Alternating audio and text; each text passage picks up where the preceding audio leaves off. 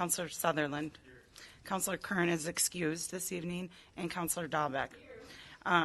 Counselor Levine. Counselor Newman. Counselor Locke, and Counselor Radke.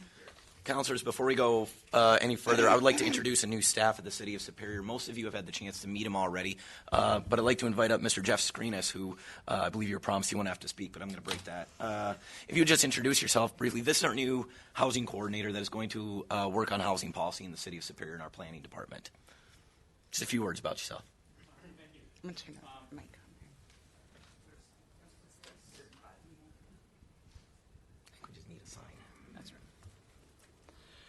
So my name is Jeff Screenis, and I'm just about 2 months into the job now, and I'm really loving every minute of it. That's no exaggeration. So my background is I've spent about 19 years in the mortgage industry and also going back and forth between that and community development or nonprofit work.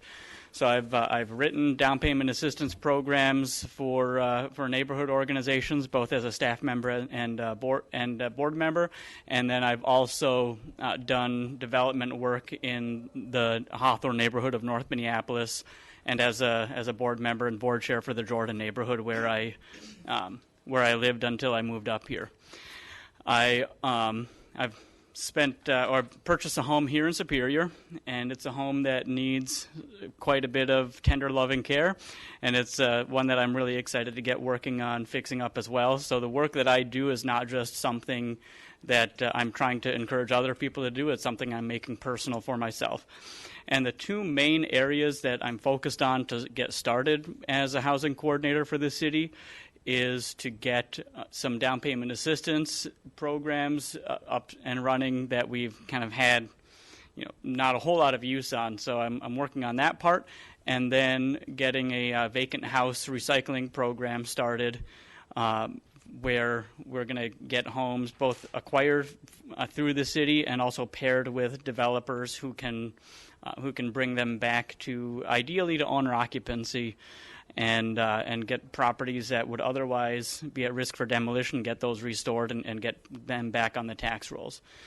And those are my two main areas. And other tasks, of course, are going to come up as the job grows and as I grow into it. Thanks, Jeff. If you want a great way to get to know Jeff, I would suggest coming up with a housing challenge and talking to him about it.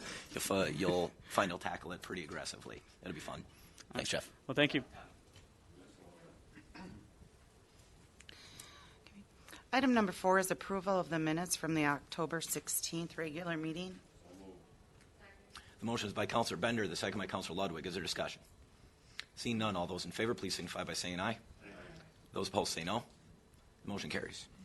Item 5.1 is a public hearing regarding the resolution introduced by the Community Development Division to approve the 2019 Community Development Block Grant Action Plan, authorizing staff to submit the plan to the U.S. Department of Housing and Urban Development.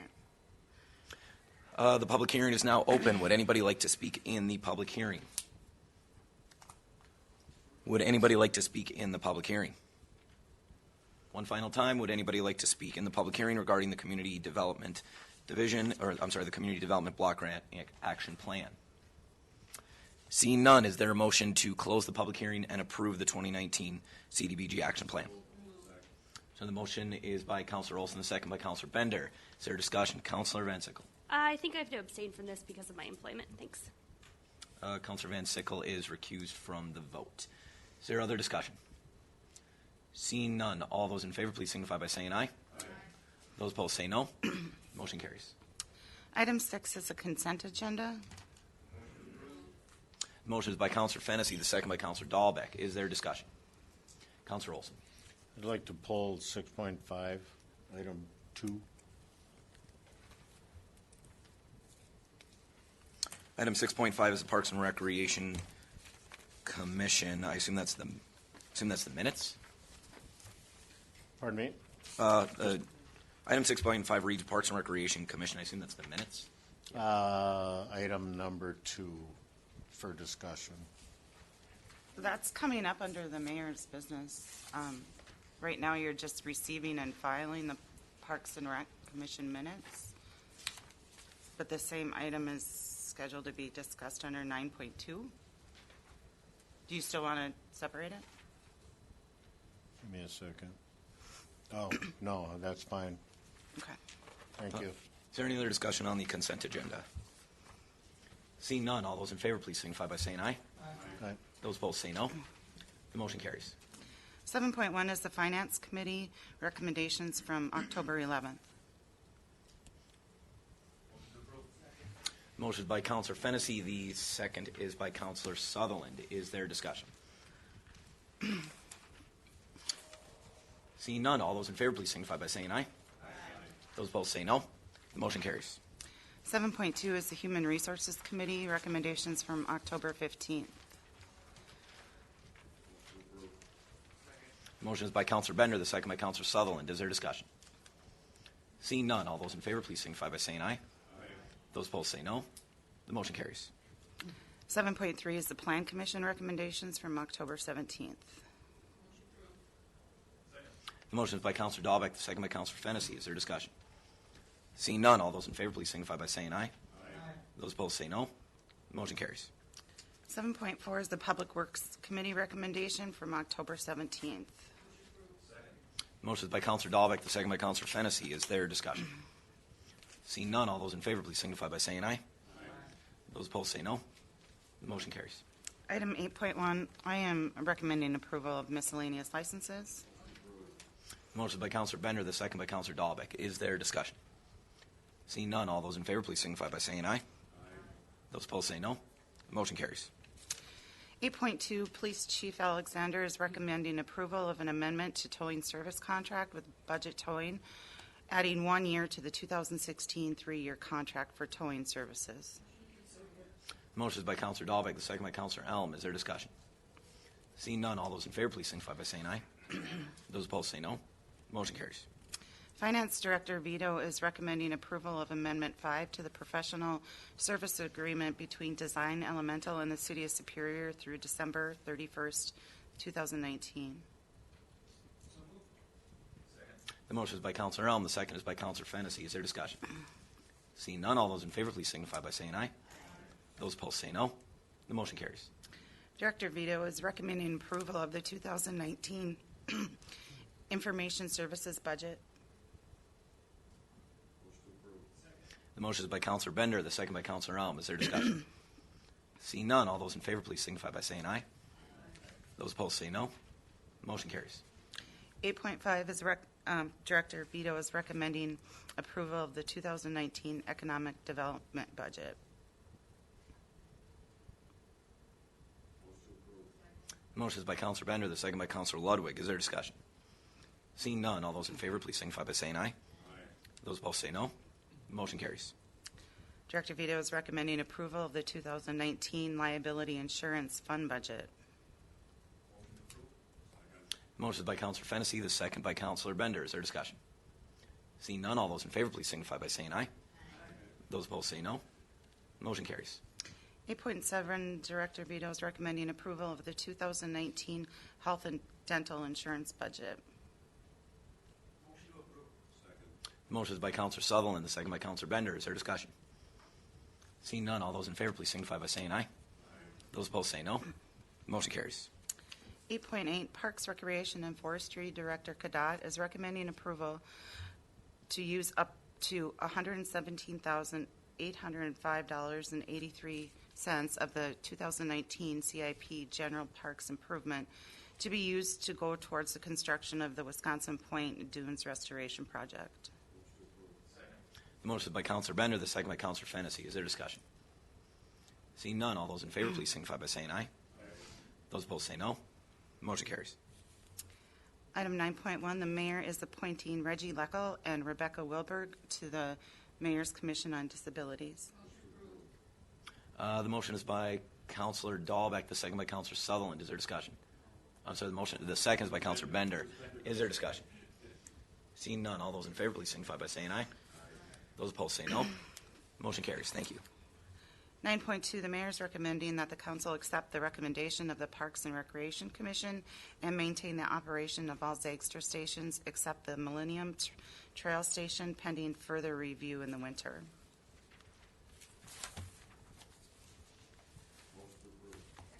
The Motion is by Counselor Bender. The second is by Counselor Van Sickle. Counselor Olson.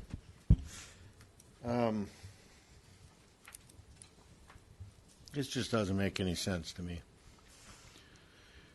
Looking at the statistics of the bikes up to from September 2nd to October 25th, looking at the total rides, looking at the average trips, looking at the median, during, you guys all got it in front of you.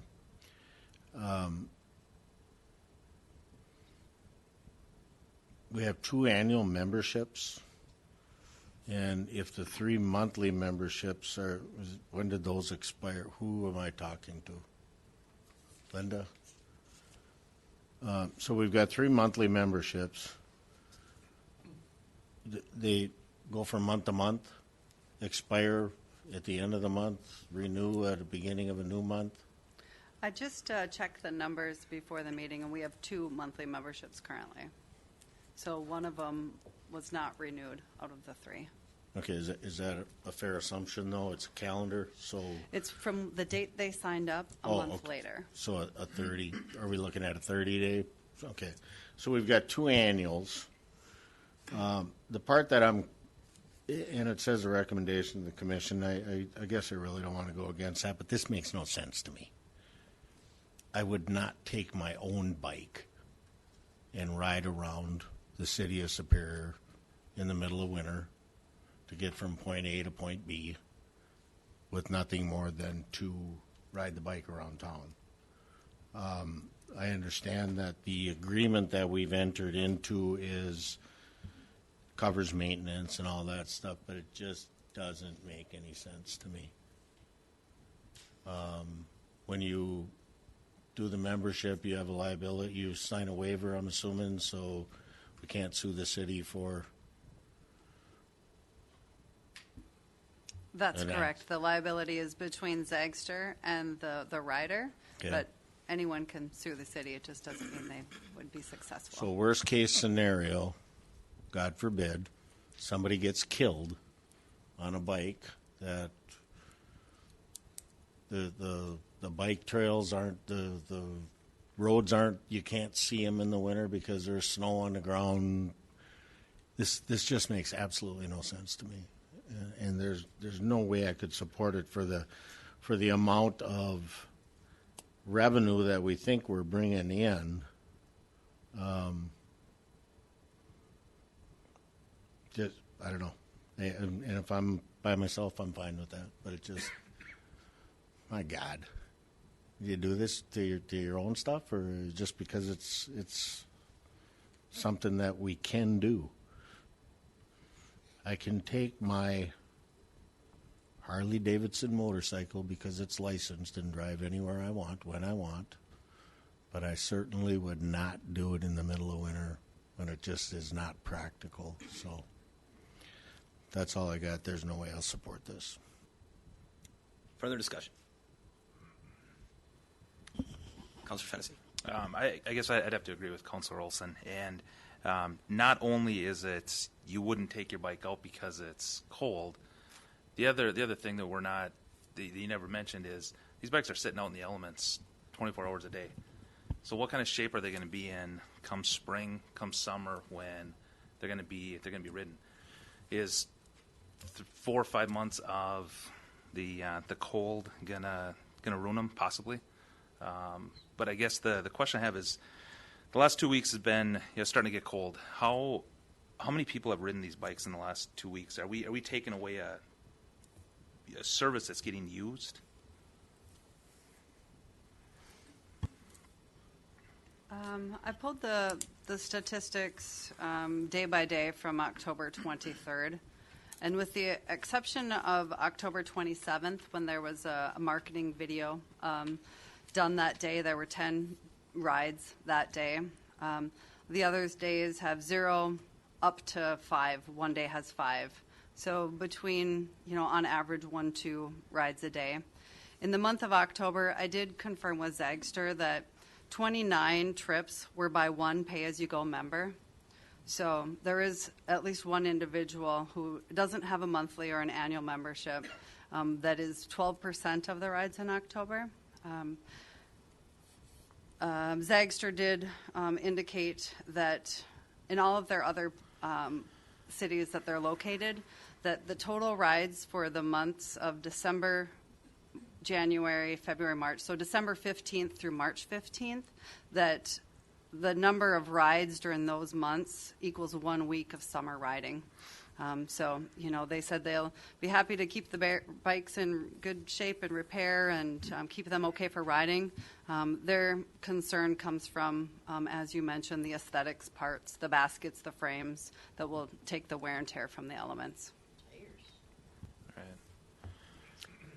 So, yeah, I'd have to agree with Councilor Olson that, I mean, they're not getting used. It could damage them. Zagster doesn't recommend it. Yeah, I think it only makes sense to pull them. I just have to make one correction to Ms. Cadot's statement. The photo shoot opportunity did not actually happen. They did not go to the Zagster station, so those rides were not from the photo opportunity. Councilor Sutherland. Can I request a roll call on this vote, please? This will vote by roll call. Further discussion. Councilor Van Sickle. Thanks. I definitely get the arguments that are being presented. I mean, they're not terribly surprising. It does get cold. I don't know if it's fair to characterize one person's activities based on what they would or would not do. I don't know if these individuals ever actually ride bikes now. That's not for me to decide. But, Zagster came here and made a recommendation to implement them, and we didn't take that recommendation. Now we're taking their recommendation. I guess that's confusing. This is something we've already paid for. I understand there's a great deal of resistance around hand shoveling them out or whatever it is. I guess that could be a problem for the people having to do it. I mean, I guess you don't have to like it, but do we have to come after it this way? I'm just not really sure why. But I guess my question to Director Cadot, do you have to have an annual membership to ride the bikes? Good question. In fact, we have a total of 100 active members. 84% of them have rented bikes. So you can sign up for a membership as a pay-as-you-go without even renting a bike, which thankfully I think during a lot of our tabling events, we got people to sign up. They just haven't had the opportunity to ride bikes yet. And so of those current 96 pay-as-you-go, 84 of them have rented. 84%, have rented. Okay. It's a pretty young program. Would you agree? Absolutely. Okay. I think pulling them now only further damages the program. Is that fair to say? If you launch something for 7 weeks and then pull it off the street? So I posed that question to our representative at Zagster because I was curious about that as well. And his response was that because of the lower ridership that they've seen in other cities, and we would be the northernmost fleet in the U.S., based on their other locations, the low ridership in the winter, that to relaunch it in the spring he doesn't feel overall would damage the ridership. Okay. Now, I do a lot of lectures at the university, and a lot of folks there still don't know about the program. So I understand there's been a fair amount of tabling at various events, but I think it's an accurate statement to say that much of Superior doesn't know about Zagster or maybe is still learning about it. Okay. Now, I won't go through this piece of information that has come to me because I think it would be unfair to out the author based on the close personal affiliations of the people in this room. But I would ask, now you have access to the administrative count of who has these memberships, is that correct? I don't have who has the memberships, only I'm sorry. You have access to the Zagster account in which you can pull all this data, is that correct? Yes. And who else has access to that? The mayor does, Tom from the Parks Department, And I believe that's it. So yourself, the mayor, and Tom. Okay. Okay, so is that public information? Who has the annual information, the memberships as of maybe a week ago? Was that public information? So after the Parks Commission, there was asked for clarity on the statistics because I did not come prepared to that meeting to Sure, share those sure. detailed statistics. Okay. So that was shared, and anytime, I've had several counselors and people from the community call and sure, ask I'm numbers, and happy to share them. It's not, anything that's private information as far as I understand. Okay. But And the details on, I'm sorry to cut you off, the details on who has the memberships, I don't have access to that. Okay. And as far as the characterization around if people are killed, I don't recall that being, correct me if I'm wrong, an overwhelming argument around ATVs being implemented in the city. I don't remember that being an argument. What if people are killed? Is it fair to now use that for this particular program? I did get a couple follow-up questions from our contact at Zagster, specifically asking if there are safe places to ride during the winter months, and who's responsible for snow removal. As far as a safe character or a fair characteristic, I can't really speak to that. What is safe and what is not? You couldn't speak to that? I can't speak to the ATV because Okay. I think I do recall people asking about safety and concern with road and driving, but I can't really, off the top of my head, specifically recall about that. Okay, thanks. Thank you. Further discussion? Councilor Fennessy. I'll make a motion that we hibernate the Zagster bicycles over the course of the winter. Second. There's a motion by Councilor Fennessy and a second by Councilor Olson to hibernate the Zagster bicycles. Councilor Van Sickle. Is there discussion on the motion? Councilor Ludwig. Okay. Am I correct in if we hibernate them from, does it say December through March? Is that? Or do we have a choice of how long we hibernate them? Hibernation, according to what Zagster says, follows a specific plan. It doesn't happen all at once. If we follow Zagster's hibernation recommendation, we will start pulling bikes out gradually and restore them gradually in the spring. I don't know the exact dates. Okay. But it's their choice, not our choice? They have a set schedule. Director Cadet. They recommend hibernation beginning November 2nd and the last wave, so in 3 different waves. December 15th, the last bikes would be pulled, and they would launch them starting March 15th, with the last of the bikes being implemented by April 15th. But to answer your question, it's completely up to the city whether or not we hibernate or not. So if we decide to hibernate them for this year, we'd have a choice to look at it again for next year, whether we hibernate or not. Yes. Okay. And again, remind me, how many people are currently using the bicycles? The breakdown of the rides per day since October 23rd have been 0, 3, 1, 1, 10, 0, 1, 1, 2, 2, 5, 3, 0, 0, 0, 2. So it's kind of it depends on the weather and things going on. Okay. All right, thank you.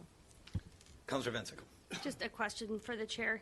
2 questions, just to make sure I'm reading this correctly.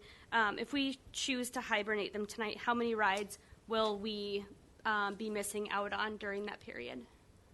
That I don't know that I could say that I could answer that. Okay. And was this decision to leave them out unanimous from the Parks Commission? Yes. Thank you. Further discussion? Councilors, just to provide context to my own recommendations and things that were left off here, it does not cost the City of Superior any money to maintain this program. We have a maintenance contract, so there is no cost to us for us to maintain them. They will, in fact, be maintained, so there is no maintenance concern, except, of course, from the person that would have to do the maintenance. That person signed a contract with Zagster to perform that maintenance. It is not true that it is unsafe to bike in the City of Superior. We have a dedicated bike lane along the Belknap corridor, most of which is brand new after the Belknap project. We clear that entire street, provide traction. Most dedicated bicyclists do use their bicycles throughout the winter. It's a fairly common form of transportation in northern cities. And those city-run bike share programs outside of Zagster in northern cities are actually trending. This is from the Bike and Ped Planner at the Metropolitan Interstate Council. They are trending towards keeping their bicycles out throughout the winter because they are used for transportation. Those cities include Chicago, Boston, Seattle, all very snowy cities where they're not as concerned with they're not concerned with safety because biking is statistically far more safe than driving in the winter, and it's up to the rider themselves to maintain that safety. So ultimately, I would be confused why you would take away a form of transportation from people, even though it comes at no cost to the city of Superior whatsoever. The choice, of course, is yours. Councilor Olson. I guess I want to address what your concern is there. I'm not saying that it's not safe or we don't have the capabilities of it being safe. The human factor. Are we considering frostbite when you talk about the safety of riding a bike? That could very well be, and we've got a beautiful Belknap and we got a beautiful Tower Avenue, but we don't have such a beautiful Tower Avenue going to South Superior. We have no bike lane on that particular traveled area going to South Superior if somebody wanted to use a bike. As far as the Metropolitan Interstate Council, I sit on that committee, and I know James, but are we comparing, are all of these bicycles using the same tires and everything else that goes with it? So just the comparison, I don't want to get in the weeds here, but there seems to be a lot more to it than being able to ride a bike down the street. I mean, and a question or a comment was brought up. I do ride my bicycle, and right now it is November 7th, 8th. Okay, 7th. It's upside down in my garage on a couple of hooks because it's. I go walking with my dog where I feel safe, and that's just me. It's just one person. That's me. So the only point I would challenge, Councillor, is that frostbite is not a risk, any greater risk for snowmobilers, ATVers, or pedestrians, including yourself when you walk your dog. I think we would ultimately leave that choice up to the bicyclists themselves. Councillor Dahlbeck. Well, my concern is the streets. I mean, when we plow, we don't plow right to the curb. There's no way that they could drive in that bike lane. I mean, we have to clear, every day we'd have to clear off the street to the curb so they would have a place to drive. I mean, I don't care one way or the other if they ride a bike or not. It's their choice to do so, but my concern is keeping the streets cleared so that they're able to. Are we going to be able to do that? That's my question. That sounds like a question for Director Janico. Will the streets with the bike lanes be cleared during winter? Yeah, we'd clear every street, to the extent that we can. Normal snow and ice removal, whether it's a bike lane or a street with or without. So, yeah, I mean they'll be cleared just like every other street. Thank you, Councilor Sutherland. One more thing, and I'm done. I sit on that on the committee that this passed unanimously, but I think we had different numbers provided to us that you provided to us on the phone. Those are different numbers than what we're saying here, so they're astronomically different. Those numbers were directly from the dashboard. What are you saying is different? Right. Well, I was just wondering if the numbers that we were given at the committee meeting. And then when you said you had other numbers, so we went off with that assumption that those numbers came right off the dashboard, and all the numbers she's reading now are low. So I'm just saying when it came to that committee, numbers were different at the time. So they were not different, Councilor. I was reading directly from the dashboard. I was reading riderships and active memberships, which are the same numbers that Director Cadot's given you. She has just broken it out on more of a daily basis. Further discussion. Motion is to hibernate the Zagster bike share program. Further discussion. We'll proceed with a roll call. Sensing division. Councillor Fennessy is up first. Councillor Fennessy, Yes. Hibernate. When we do a roll call, will you please turn on your mic? Otherwise, Yes. it doesn't get recorded. Thank you. Counselor Elm? No. Counselor Ludwig? No. Counselor Sutherland? Yes. Counselor Dahlbeck? No. Counselor Olson? Yes. Counselor Van Sickle? No. Counselor Bender? Yes. Counselor Sweeney? Yes. The vote is 5-4. That motion fails. Thank you, councilors. Well, I'll just place this back on the agenda for the Parks and Recreation Committee. Councilor Olson. Don't we, the motion fails, we're just going to leave this and then bring it back? I mean, what's the point? Getting more information, or wouldn't we be just The making motion to them? hibernate failed, so we will not hibernate the program. Okay, so then should we have a motion to keep them in service?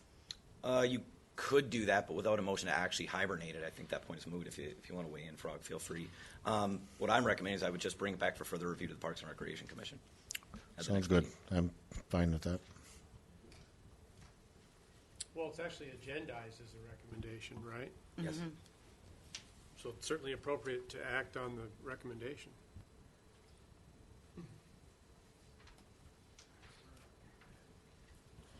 Councilor Fennessy. So then would it be appropriate to make a motion to hibernate, or to not hibernate them? And then, To accept, that would be a motion to accept the recommendation. That is the recommendation, yes. and then if that vote fails, then we don't accept the recommendation. Yes, but then you would have done both things. I'm not sure how that would work. But the first motion failed, but then if,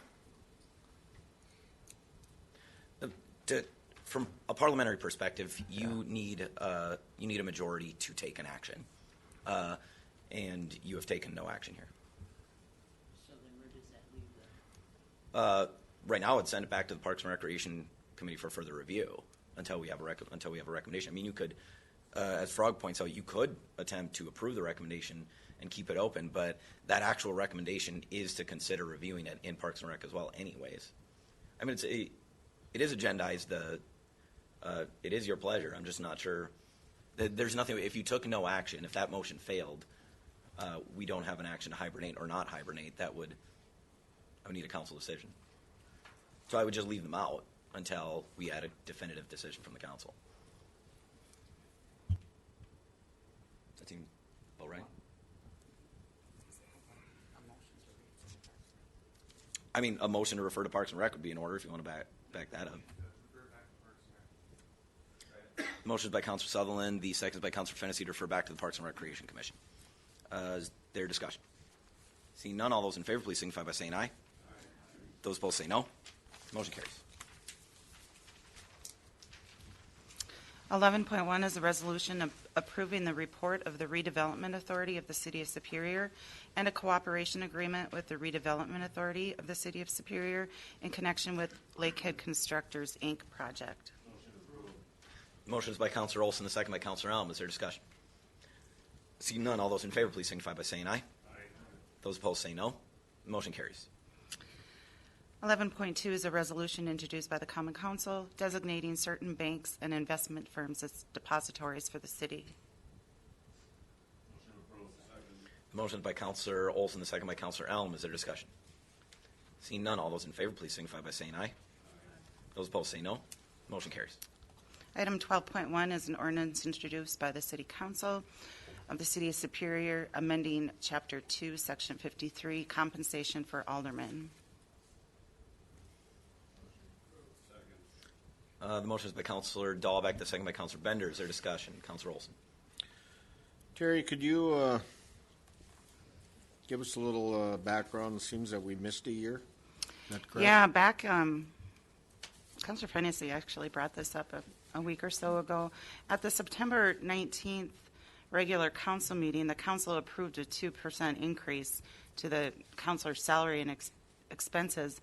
However, you actually need an ordinance to increase the compensation. That ordinance was never brought forward.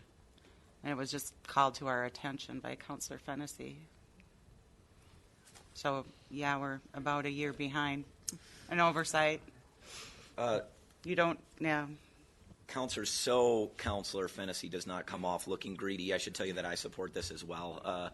It makes common sense. The mayor's salary is set in ordinance and rises with the rest of the staff. And when I served on the county board, I supported salaries there too, not for my own financial windfall, which neither that salary nor this one is.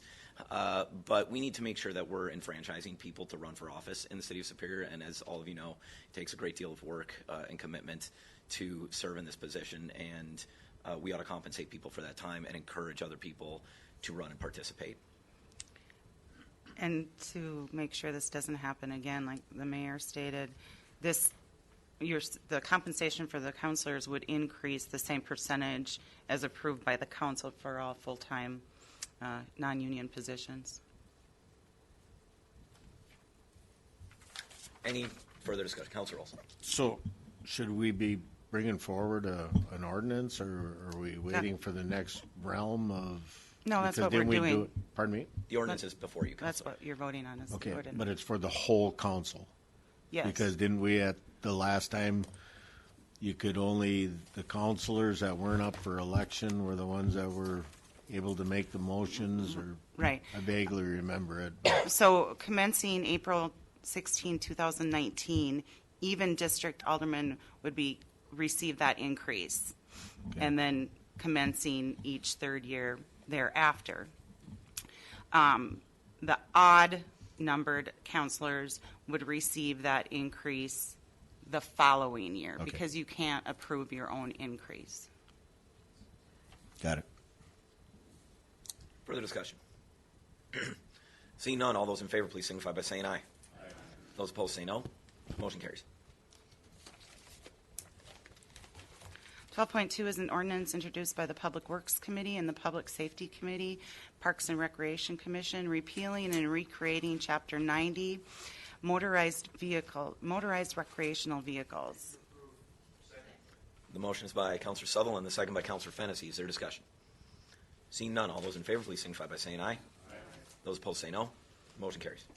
12.3 is an ordinance amending the traffic code, streets excluded from calendar parking by adding North 13th Street between Hammond and Cumming Avenues. The motion is by Councilor Elm, the second by Councilor Bender. Is there discussion? Seeing none, all those in favor, please signify by saying aye. Those opposed say no. Motion carries. 12.4 is an ordinance amending the traffic code, streets excluded from calendar parking by adding 9th Avenue East between East 5th and East 6th Street. The motion is by Councilor Fennessy, the second by Councilor Bender. Is there discussion? Seeing none, all those in favor, please signify by saying aye. Those opposed say no. Motion carries. 12.5 is an ordinance amending the traffic code, streets excluded from calendar parking by amending to read Cumming Avenue from North 13th Street to Belknap Street. The motion is by Councilor Elm, the second by Councilor Bender. Is there discussion? Seeing none, all those in favor, please signify by saying aye. Those opposed say no. Motion carries. 12.6 is an ordinance amending the traffic code by adding no parking on even side of the street, North 13th Street between Hammond and Cumming Avenues. The motion is by Councilor Bender, the second is by Councilor Elm. Is there discussion? Seeing none, all those in favor, please signify by saying aye. Those opposed say no. Motion carries. 12.7 is an ordinance amending the traffic code, no parking on odd side, Cumming Avenue on the west side between North 13th and 14th Streets. The motion is by Councilor Bender, the second by Councilor Elm. Is there discussion? Seeing none, all those in favor, please signify by saying aye. Those opposed say no. Motion carries. 12.8 is an ordinance amending the traffic code, disabled do not block sidewalk zones by adding 2324 Ogden Avenue. The motion is by Councilor Bender, the second by Councilor Sutherland. Is there discussion? Seeing none, all those in favor, please signify by saying aye. Those opposed say no. Motion carries. 12.9 is an ordinance amending the traffic code, disabled do not block sidewalk by removing 2619 Ogden Avenue. The motion is by Councilor Bender, the second by Councilor Sutherland. Is there discussion? Seeing none, all those in favor, please signify by saying aye. Those opposed say no. Motion carries. 12.1 is an ordinance amending the traffic code, disabled parking zones by adding 2619 Ogden Avenue. Motion is by Counselor Bender, the second by Counselor Fennessy. Is there discussion? Seeing none, all those in favor, please signify by saying aye. Those opposed say no. Motion carries. 12.11 is an ordinance introduced by the Finance Committee amending garbage collection and disposal fees for residential and small commercial premises. Motion is by Counselor Dahlbeck, the second is by Counselor Fennessy. Is there discussion? Seeing none, Counselor Olson.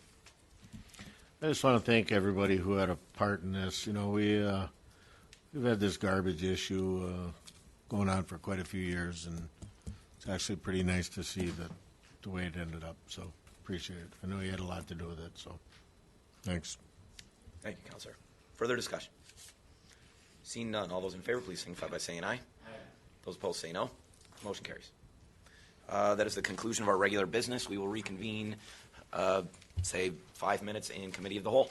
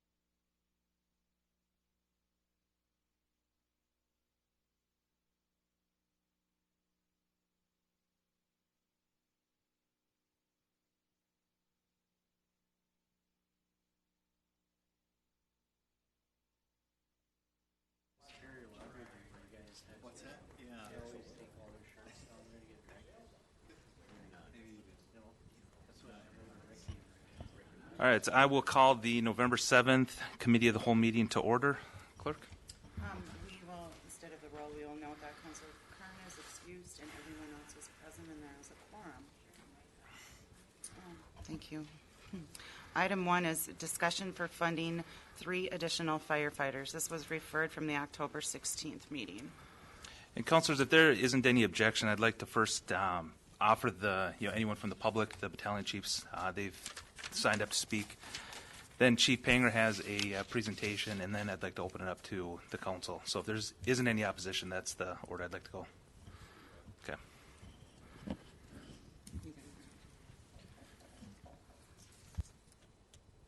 Thank you, councilors, for allowing me to speak.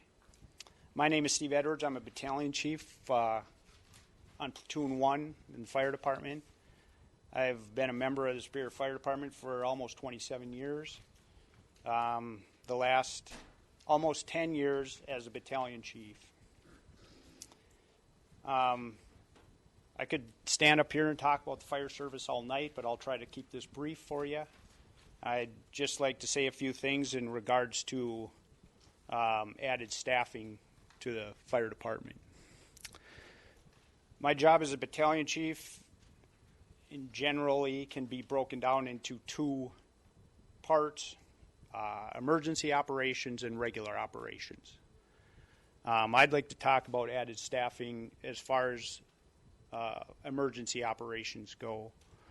On the fire ground, as some of you are aware, fire grounds are a dangerous, ever-changing environment. And there's a certain amount of tasks that need to be done on every fire ground. So we talk about everything from incident command to water supply to fire suppression, search and rescue, life safety, ventilation. The list goes on. My job as a fire department battalion chief is incident command. So when I come on scene, it's my job to direct resources to put the fire out, basically. Of course, the jobs change with the size of the fire, of course, but on a normal, let's call a normal fire, we have a 3-bedroom, 2-bath home here in Superior, has a certain amount of tasks that need to be taken care of, and the faster that I can assign people to get those tasks done, the better the outcome at the end of the fire.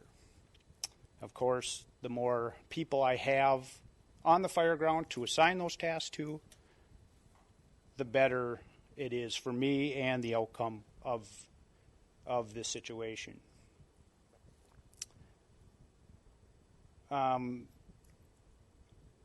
Fires, of course, are not the only thing we do. We live in a pretty diverse city as far as the different businesses and things that we have here. We have the only oil refinery in the state. We have a large petroleum industry here. We're a transportation hub, so we're heavy into rail, trucking, shipping. We have lots of industry, lots of things that requires what we call technical rescue. All the technical rescues that we do are also labor intensive. And again, the more firefighters I have to perform the tasks that need to be done, the better outcome at the end of the emergency. Moving from emergency operations, our day-to-day operations as far as fire department staffing goes, we do a lot of things in the fire department other than answering emergency calls. We have fire inspections, fire investigations, fire education. We do multiple hours of training every year, and we also do all our equipment maintenance and checks to make sure that all our equipment is in order. Again, the more firefighters I have to assign to those duties, the better they go. I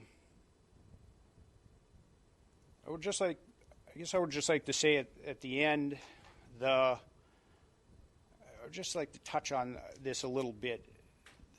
In the last, I'd say 10 years, but really all my career, wellness, our firefighter wellness has always been a big issue. And certainly in the last 5 years, it's become more of an issue in the fire service. The more firefighters I have to assign tasks on any given day eases the stress on not only me, but all the firefighters in our department. And I guess I would just like to end with that, being that our firefighters are our number one asset, and anything that we can do to ease the job that they have to do, I'm all for. So, thank you.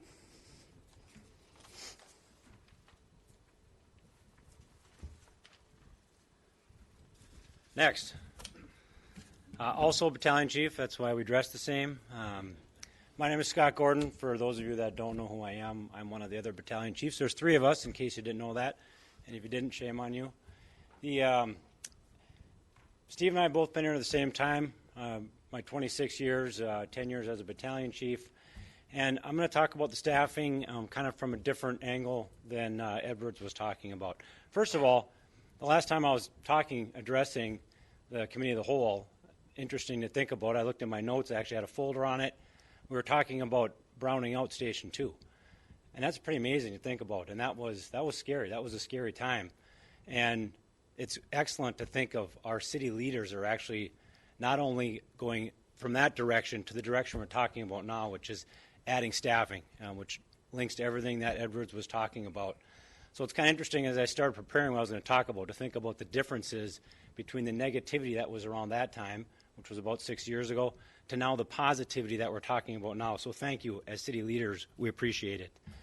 I've got 2 specifics. We're going to talk about property conservation and life safety, 2 of our key roles for the fire department, and both of them are going to be tied to the 4-person crew. The first one was back in 1997. If anybody remembers what was happening in 97, for those of you that were around, we were in the midst of a arsonist who was, property conservation losses were through the roof. We had many fires, they were large, and they were all detrimental to buildings, and we were not very successful in putting those fires out. Investigation was being run by the city fire department, city police department. We also had assistance from the state, which agency is now known as the DOJ.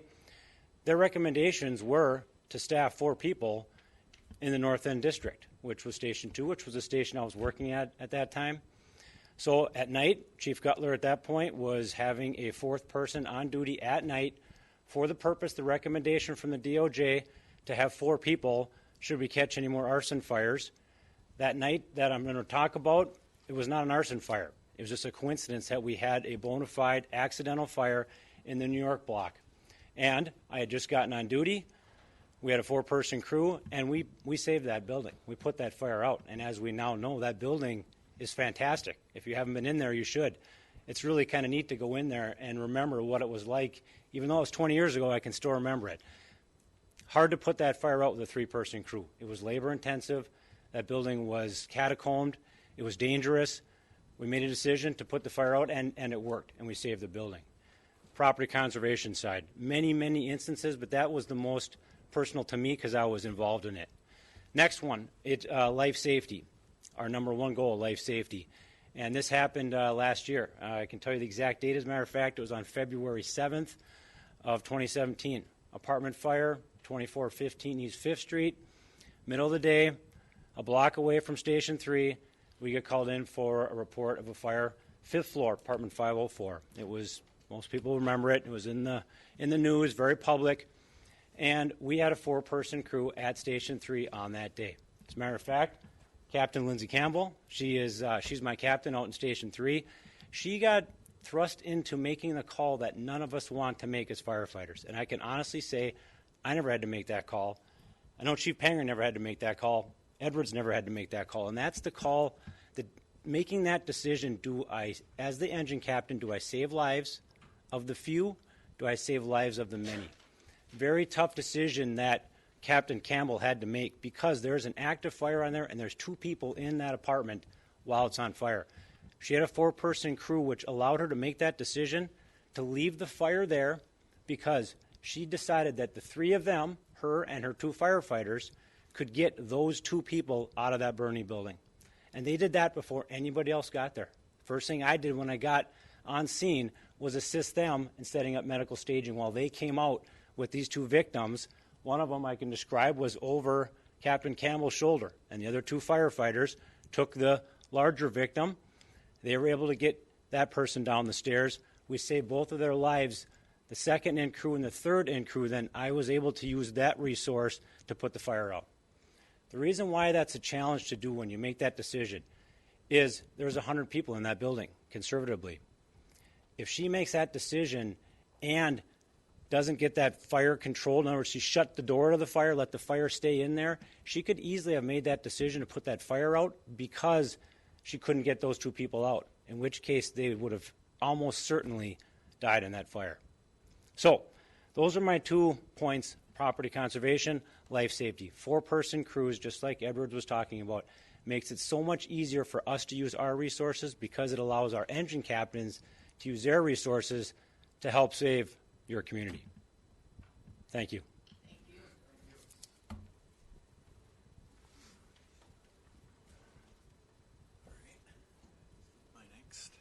Next. All right. So I did send this out to everyone. If you want to follow on your iPad or just follow on the screen here.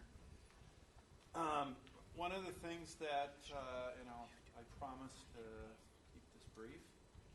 I got about 10 slides here, and I think I can go through them fairly quickly. If you have questions during it, you can just give me a holler, and I'll answer the questions as we go along here. One of the reasons first of all, I appreciate that this issue is up here. As Scott said, we have seen this issue our entire careers, and we've never seen this before.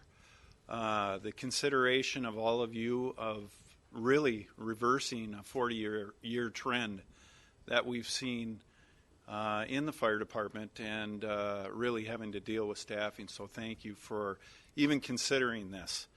One of the reasons I picked SAFER, first of all, we've heard a lot of good points. And there's a lot of points to be made with SAFER and staffing and how it relates to our day-to-day operations. But SAFER and the SAFER grant is one of those areas where they really ask us the questions that we need to be asked to justify our grant. And they really do a good job of consolidating all of those staffing points that are important in relations to fire department operations. And as far as I'm concerned, SAFER is the reason why, a big reason why we're here and why we're talking about this today. This is not new to us in our career, but this is not it shouldn't be new to anyone in the last 5 years because of SAFER.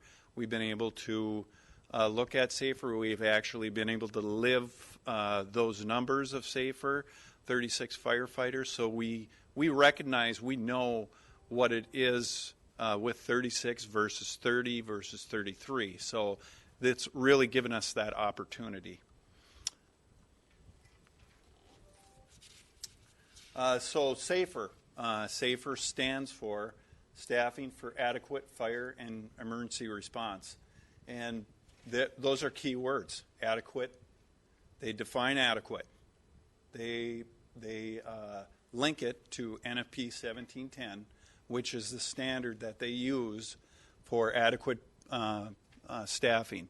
And that standard has been around, as you heard from Scott, that standard has been around for a long time, because that's the same standard they used 20 years ago to justify putting four people on a engine company in North End.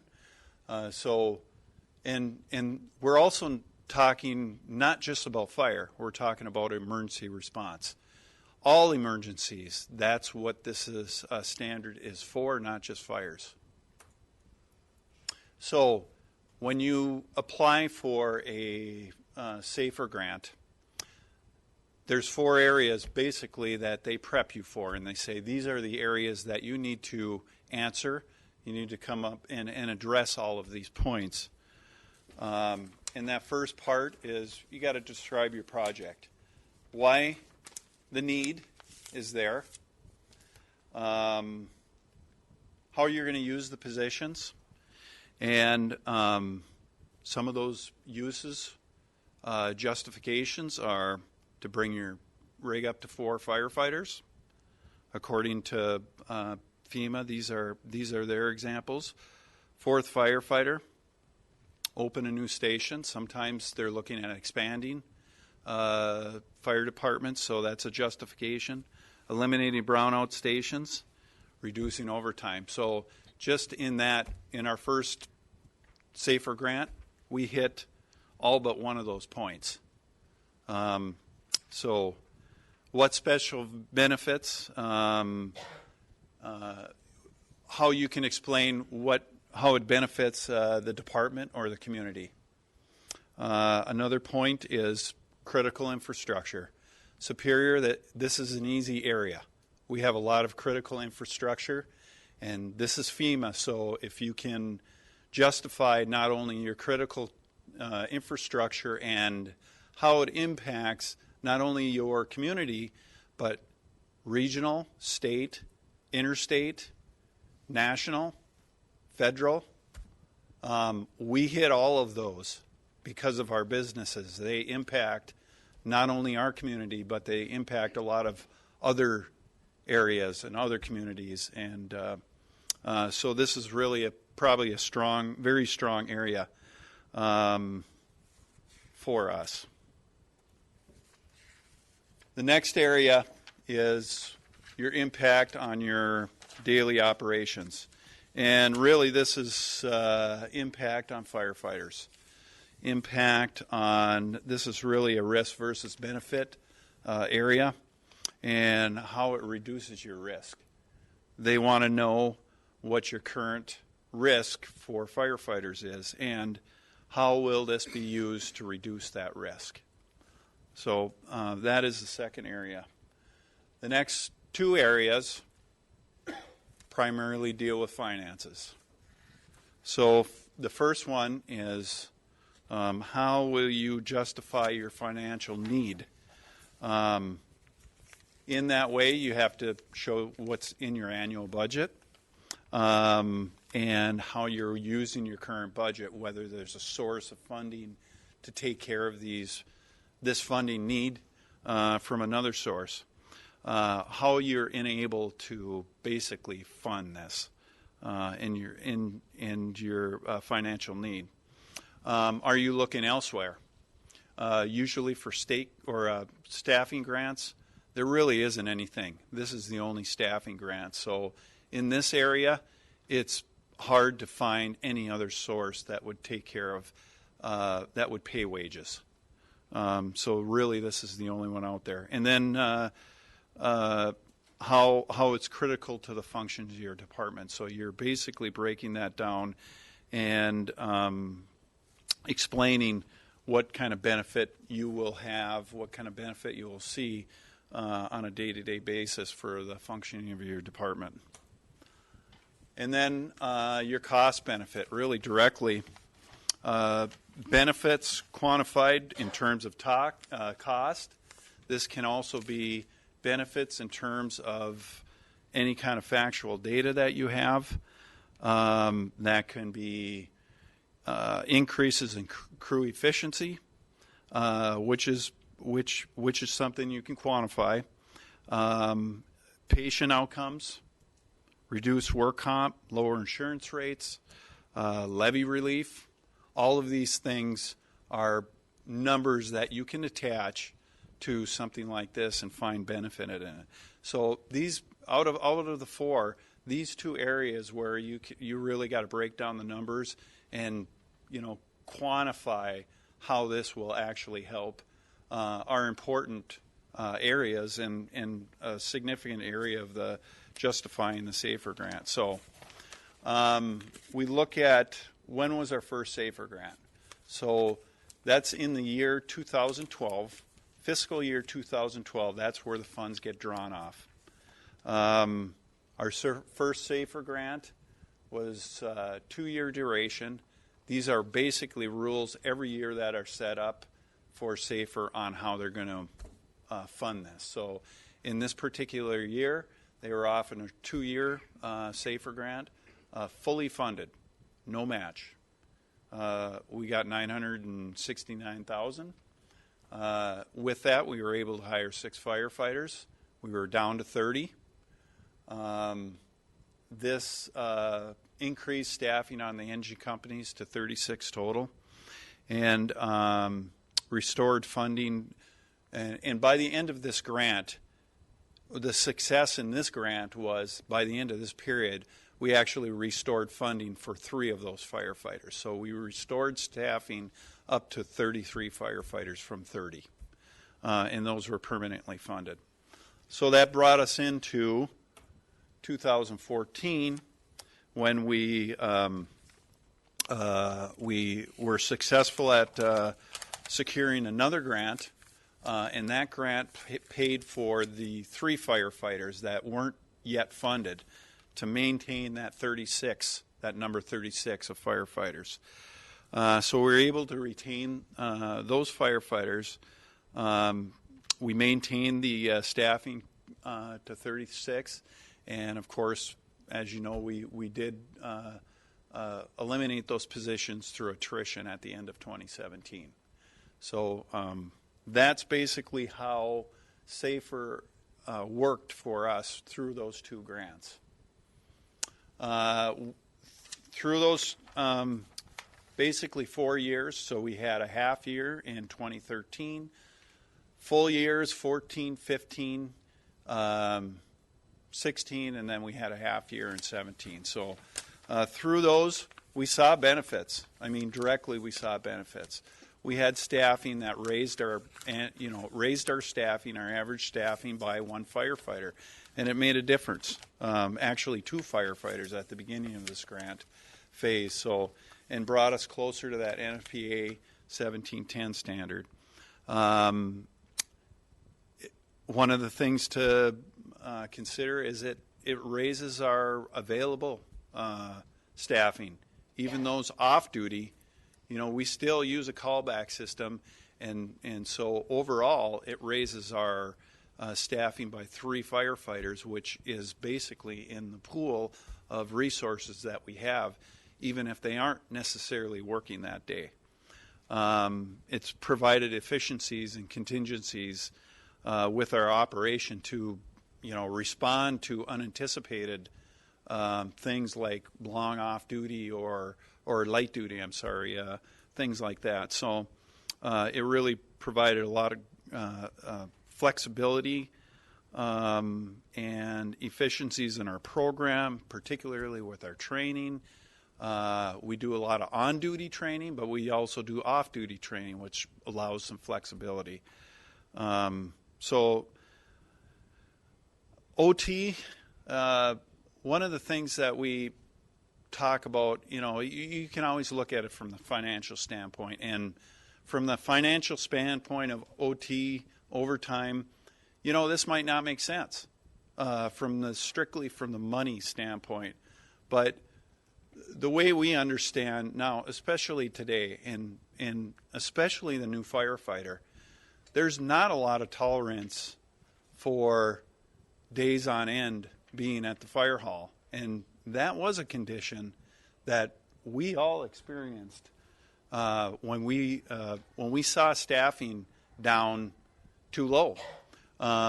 There's something to be said for keeping that OT down and allowing those firefighters not to have to rely on backfilling to fill those positions every day, allowing them to put in their shift and go home and not have that part of your regular regiment. So I think in OT we also have to think about it in that way, to give firefighters their necessary days off so they can recoup and come back fresh and not spend days at the hall. We also like to keep property losses at a normal level. It's a fact that these sort of staffing initiatives help with that, help keep those property losses down. And as you may already know as well, our ISO rating, we got some benefits from that. That directly affects insurance rates. So there was some benefit that we did see through this period. So direct things that we can validate. We saw an ISO rating. We were able to lower that to 3. We got excellent marks with DSPS. They come in and audit our fire inspection program. Prior to in 2012, we were at about 50% compliance, and by 2014, when they came in, we were able to achieve 100% compliance, and we were just recently audited, and we had high marks. So a lot of that has to do. They always go back the year previous. Our efficiencies that were created because of the staffing level, they did impact our inspections, and that that also benefited our ISO evaluation, because inspections is one of those things they look at to make sure that we are doing our job and we're in compliance. We've seen stable budgets throughout this period. It's been much easier to predict what's going to happen. And even if things don't go, some things come up that are unpredictable, there's more ability to respond to it. And of course, I think one of the things that I have to really give particular attention to is one of those initiatives that the firefighters have had going now for a decade, and that's Fire Ops 101. These staffing issues and these questions, there's a lot of issues with staffing as far as questions that you can answer. Fire Ops is a great place to really get your hands dirty on some of these issues. You literally get to walk in the boots of firefighters and realize exactly how staffing relates to what they do as tasks. So if you get an opportunity, I know we're not doing it this year, but when the new station's done, we will be doing it next year. I believe the firefighters have plans to do it next year in the new station, but if you haven't been through it, please take the opportunity to go through that, and it's a great program. I think that's all I have for you, unless you have any questions. Councilor Sutherland. Yeah. Oh, is this how it goes? I guess first, Gene, is there anything you want to add to this before we open it up to the councilors from a finance standpoint? Yes, sir. I guess not really. At any point when you're ready, I can kind of go through the different scenarios. That you got a lot of information today, so I'm happy to go through all of it and talk about what's different from one scenario to another, whether it's a scenario that just holds our budget as it is, or one that adds 3 firefighters in 2019, there's a few of them to talk about, but I don't really have anything at this point, but here for questions. Okay, thanks. So as I turn it over to the council, I just want to remind the council I'll be retaining my rights to vote and enter into discussion. Councilor Sutherland. Thanks, everyone, for coming up here, the battalion chiefs and our fire chief. Oh.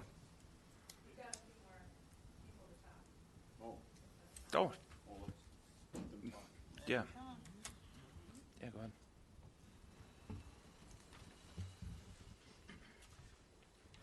Councilors, Mayor, most of you know me. My name is Joe Trim. I'm a captain on Engine 2. And really, I want to talk about a couple of reasons why it's pretty amazing for me to be standing up here tonight. The first, Councilor Sweeney may or may not remember me growing up down the alley from him. And at that time, he probably wondered why the long-haired guy with the guitar case was even in the neighborhood. And he probably never thought that I would be standing up here addressing you as a captain on the fire department. And honestly, neither did I. But here I am. The second thing I want to talk about is when I started in 2001, I've been there almost 18 years.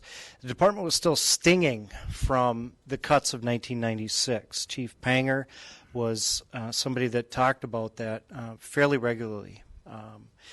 The fact that we can look at structurally funding 3 new firefighters is huge, certainly in my young career, or I guess it's not so young anymore. From my job as an engine captain, efficiency is everything. The more efficient I can be in the decisions I immediately make are going to make better outcomes. And that's everything from a fire to simply lifting a patient up off the floor, which, in all honesty, is sometimes where that fourth person becomes vital, when we're simply lifting somebody up off the floor. It's a call that we go to all the time.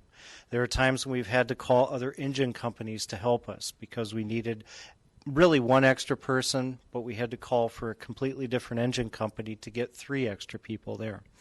To give you a quick example of something that recently happened, we recently worked a code on Sunday. We had 4 firefighters on the rig and 4 Gold Cross paramedics. We were all busy at once. You ask, why do you need 8 people? That's just how that call presented itself.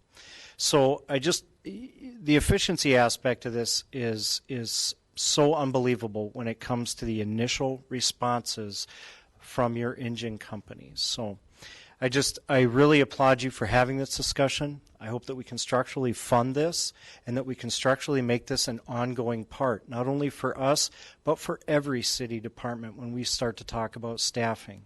Staffing is always bandied around as the 95%. 95% of your budget is staffing. I would ask Councilor Lamb, what's 95% of your budget? Probably your employees. Councilor Sutherland, 95 per year. Well, you're maybe the only employee, but the idea here is that 95% is kind of this number that people banter around for your budget and your cost for employees. It's no different in the public sector than it is in the private sector. So don't let that scare you. These are functional positions. When you hire a superior firefighter, you're getting somebody that's not only on duty 24 hours, that they're working for the city, you're also getting a highly trained individual for the other 2 days that they're off. And the only way that they can illustrate that is about 10 years ago, now Police Sergeant Paul Winterscheidt and I were able to work on a code at the YMCA due to the training that I received as a superior firefighter.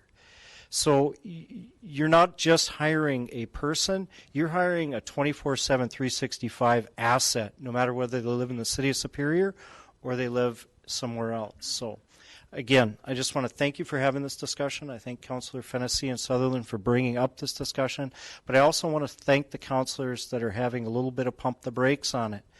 This is an important deal, and it's an important thing for the city, and it's huge for us. Thank you.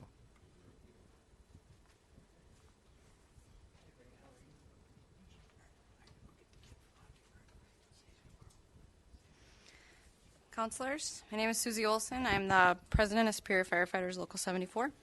I'm also a captain on Engine 2, just like Joe Tribby. I've been here for 16 years, and I've seen a lot of changes on the fire department. I'm not going to repeat everything that everybody's already said. I know the meeting's getting really long. I did get to address you guys 2 weeks ago at the council meeting where this was referred to the Common Council today, And honestly, my opinions have not changed much at all. Really support getting the 3 additional firefighters, truly do. Just really want to stress that it needs to be done in a fiscally responsible manner so that we can keep these people. When you hire a firefighter, it's a person who comes to this city trained and ready to respond to anything. Anytime somebody calls 911, it is our job to figure out how to make that person's day a little bit better, their life a little bit easier, how to fix the problem that they're calling us for. When you hire a firefighter, you are hiring a highly skilled person who is going to be here potentially for 30 years. I know I'm going to be here for 30 years, or at least I hope to be, and I think that's how everybody approaches this job. So to make sure that we can get these 3 additional firefighters, but keep them here for 30 years, and make them be a part of this community, show them that they are respected and needed, and keep them around. One of the things that Chief Panger talked about was the SAFER grant and how that increased our staffing. So we got a little bit of a taste about what it feels like to have 36 firefighters on the roster rather than just 33. And as a captain on the fire department, I can tell you that that was a huge relief. And any day that I have a 4th on my engine is a huge relief. I walk in the station and I know today I can handle anything. On the days that I only have 3, can I handle anything? Yeah, it just might take us a little bit longer. We might have to do things a little bit different, and we might not be as effective and efficient for the citizens of Superior. I also worry about my guys on my engine. I worry about putting them into dangerous situations. The job is dangerous, it just is. But to have that 4th person gives me a little bit more of a sense of relief when we're walking into some of those really dangerous situations. Our runs have increased in crazy amounts, and you guys have received the information that we sent you on October 18th. We sent you our statistics that were compiled with the help of UWS. And our runs have increased 122% in the last 20 years. That's huge. And really, they're not going down. As of right now, today, we're sitting at run number 3,401. That means we're on track to have another record year. I really don't look around the room and see anybody here that is really opposing hiring 3 additional firefighters. What I see is we're kind of struggling with how do we get there? How do we get these people? How do we keep these people? And that's for you guys to decide. That's not part of my pay grade here. But what I really want to stress is that when we do hire these additional people, we need to make sure that we're using them properly. We need to make sure that we're not just using them to shuffle them around and still only staff our engines with 3. We need to keep our overtime budget where it's at, if not raise it higher, so that we can continue to staff these rigs at 4, not 3. Just because somebody calls in sick, goes on vacation, is injured, off at training, we need to make sure that they're replaced on the rigs. Pull from that additional staffing and have 4 people on that rig every single day. SAFER, one of the big words in SAFER is adequate. You as counselors need to decide what you feel is adequate staffing for this city. And I hope that you guys all feel that adequate staffing is 4, not 3 on these engines. We pulled the numbers. We looked through the books that we keep, the records, for all 4 of the SAFER grant years. And our engine 2 wasn't even staffed more than 43% of the time with 4 of us. And our engine 3 was even less than that. It was 16% the one year, 19%, 42% the one year, and then back down to 21%. I mean, we're really not staffing it with 4, even though we had the additional staffing available to us. So one thing that I would really like to stress is that this is a multifaceted issue.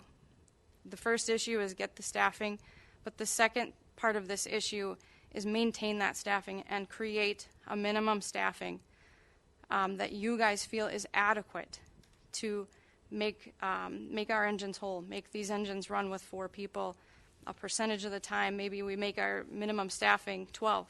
I mean, I would love to see it be 12, have all 3 engines staffed at 4 every single day.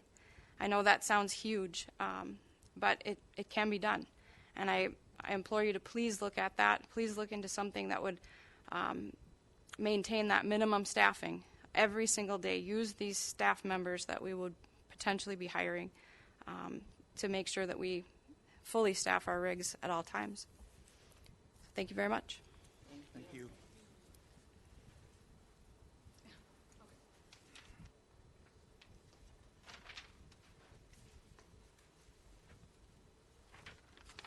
Good evening, Lindsay Campbell. As Scott said, captain on Engine 3. I'm in my 21st year on the fire department. I don't have too much to say. Everyone's done a pretty good job covering it. I sent you guys the statistics for the last 20 years. Like Susie said, 122% we've increased in 20 years. The firefighters feel it. We're doing more than we ever have. We have a lot more responsibilities. The one thing that I would like to say is that our staffing has only increased on average 2.9% in 20 years, and obviously those aren't going to go together, coincide, but we certainly can do better. And along those lines, like Susie said, I think that operationally minimum staffing is kind of where it's at. I think we need to decide what kind of fire department we want to have and what kind of expectations we're going to have of the fire department and the members. Without a minimum staffing, right now I would say those, I don't even like using extra, but those fourth firefighters get taken, we run the rig down to 3 to basically cut the overtime budget down. So, I think that it would be a little remiss or maybe a little disingenuous if we didn't put a minimum staffing along with, what you guys are voting on, because ultimately, like Susie said, the statistics of the last 3 years with those fourth firefighters, you're looking at 30% of the time. So I think that the taxpayers, once you hear you're getting 3 more firefighters, expect that they're going to have 3 more firefighters more than 30% of the time. So that's all I have. Thanks. All right, councilors, I'll open up the floor to you. Councilor Sutherland. All right, now my turn. Thanks everyone for coming and speaking. Chief Panger, thanks for that awesome deal you had there. I got a question for you. I know minimum staffing is mentioned a lot. Okay. Right now you got an opportunity to staff 3 extra firefighters. If, let's just say we staffed 3 extra firefighters, would we still be allowed to apply for another SAFER grant after that?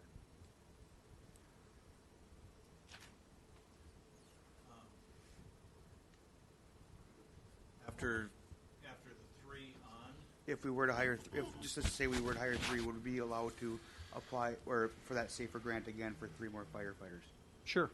Okay. I mean, I saw, I showed you the criteria that they kind of look for, so sure, I can always apply for one. Do we kind of see where I'm kind of getting at here? So then that would bring you back up to 36 if we were to get that in a perfect world. Would that put 4 on an engine? Would 36 put 4 on an engine? If we were to get that SAFER grant, and if we were to hire this, would 4 extra people would that put 4 firefighters on an engine? The if we secured the grant yes. For the 3 firefighters that we're currently talking about, yes. Yep. And then so that'd be 36. That would put 4 on an engine, correct? No? Not all the time. No. No. I mean, it would staff to 36. Staff to 36. Okay. Mm-hmm. So we could still apply for that SAFER grant.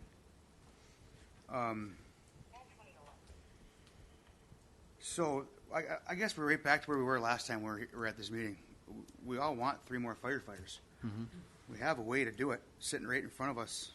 I'm actually frustrated that we're sitting here because every time we come back to here, we're about 3 more months out, right? So the further we keep pushing this back, we're in the mid next year. I'd hate to regret that, not having that. There's one option there to fund 1 firefighter and apply for a grant. I call that a hope. Why? We got the funds for here. We're not raising taxes. We're not going to a referendum to ask to raise taxes. We're not exceeding our ERP. We're taking money from oil tax or pipeline tax before it hits our CIP to fund public safety. Maybe I'm missing something, but it's just frustrating that we keep coming back to this. Our whole goal is to help firefighters give them 3 extra firefighters. Can you guarantee a position for somebody for 30 years with what we do? Can you guarantee? Can you do that, Gene? Can we guarantee someone's job for 30 years here? We can't do that. If we lose that terminal tax, we got a lot more than 3 firefighters to worry about. I'm passionate about it. I'm frustrated that we're sitting here debating this. We're not raising taxes. We're not taking from another department. I am asking that, in Councillor Fennessy, that we take money from oil terminal tax to fund 3 firefighters, which we just had a huge oil fire. It just blows my mind that we're sitting here talking about that. So if I can I make a motion to approve 3 firefighters from the oil terminal tax right now? Yeah. All right, I'll make that motion. All right, there's a motion by Councillor Sutherland, a second by Councillor Dahlbeck. Further discussion, Mayor Payne. Yes, I want to first thank the fire chief, the battalion chiefs, and the captains that spoke today. I believe that to a certain extent we are all on the same page here. Everybody believes that we should be increasing the staffing of the Superior Fire Department. I think that is, for the most part, the will of the council. But we have to be clear about exactly what our goals here are. And I heard a number of things from the speeches from our actual firefighters that the goal is not simply to increase staffing. I would argue that nearly any department head could come here and tell us that they would like to increase staffing in their department, and they would find adequate uses for that staffing. We have to understand exactly what they are doing with that staffing. In the case of almost all of the firefighters that spoke today, they spoke to the 4-person rig. And so, as we heard from the fire chief just now, and I heard a few expressions from the captains out there, that 36 firefighters does not give us 4 firefighters on a rig. You have data in front of you. You've had data in this process, and you heard from Captain Olson that at its best during the Safer Grant years, we only had 4 firefighters on a rig, roughly a third of the time or less. Now, I heard some very compelling arguments from these firefighters that there are very serious consequences in that difference between 3 firefighters and 4, both in the words of Battalion Chief Gordon in in life safety and property conservation. Thank you, Chief.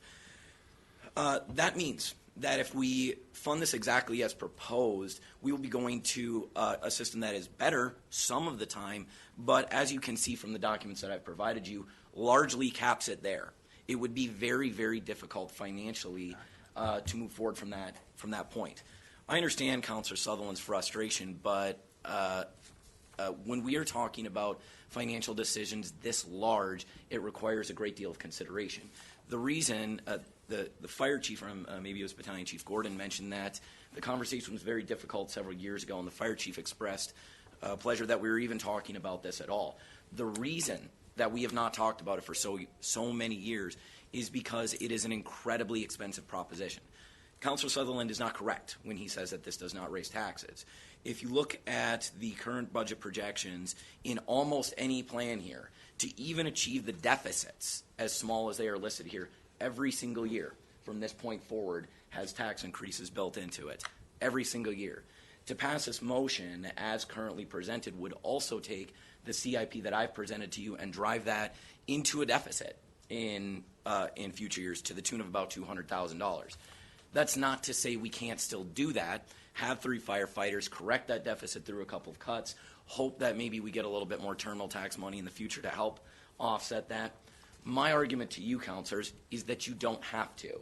I'm proposing an option that adds 3 firefighters to the Superior Fire Department that has the potential to add more firefighters to the Superior Fire Department after that, if you so choose in future years, and to bring us to 4 firefighters on a rig more than a third of the time. It's obviously a great deal of work, which is why we take so long to do this, to find out exactly how both fiscally and administratively we're going to make sure that that's staffed all the time. But you ought to deal with some facts and some actual numbers. I apologize, the nature of this debate here doesn't work very well to look at all these documents that I've provided to you, but I've offered a plan that increases staffing next year in 2019 by hiring a single firefighter and increasing overtime to increase the overall staffing on the rigs at least part of the time while we pursue other sources of funding. One of the things that concerns me most is the willingness to leave potential sources of revenue on the table. As the chief mentioned, we have an opportunity to get the SAFER grant again. We should apply for that in the spring, even after hiring another firefighter. If that fails, we do very much have the opportunity for the subsequent 2 firefighters to go to a referendum in 2019, in the fall of 2019, which would bring us to 3 firefighters in 2020. And the most important part of that, it would do so without significant further reductions in in oil pipeline terminal tax. You would still be able to use that terminal tax to fund parts of the general fund, as well as the capital improvement plan. You have a very aggressive capital improvement plan in front of you, and I believe, and I think this is borne out in evidence, that the public would very willingly support these firefighters if we put it to a referendum. We've had referendums very recently that asked the public to spend more money, both in the case of Better City, even though that was advisory, and in the case of new buildings for the school district. The public overwhelmingly supported investing in those. I believe they would overwhelmingly support funding public safety as well. That would be a source of cash permanently dedicated to Superior firefighters. That would still leave CIP money on the table terminal tax money on the table for us for future years. The difference between my proposal and Councillor Sutherland's right now, Councillors, is roughly around $600,000. His proposal drives our CIP, if you take the recommended CIP tonight and transfer sufficient funding to cover 3 firefighters in 2019, over the next 5 years you will create a $200,000 deficit. My proposal will create a $400,000+ surplus. There are a number of things you can do with that money. Obviously, we have a number of other debates that we are considering over the course of the next few years, particularly in the form of projects. This $400,000 is 2 more all abilities parks, if you so choose. It's 2 more years of double park improvements, if you so choose, or it's another 5 years of 1 more firefighter that actually gets us closer to being able to have 4 firefighters on a rig. So if our goal is 4 firefighters on a rig, I would implore you to not send your capital improvement plan into deficit. I would implore you to not leave significant sources of money on the table. I would implore you to not leave the public out of this conversation.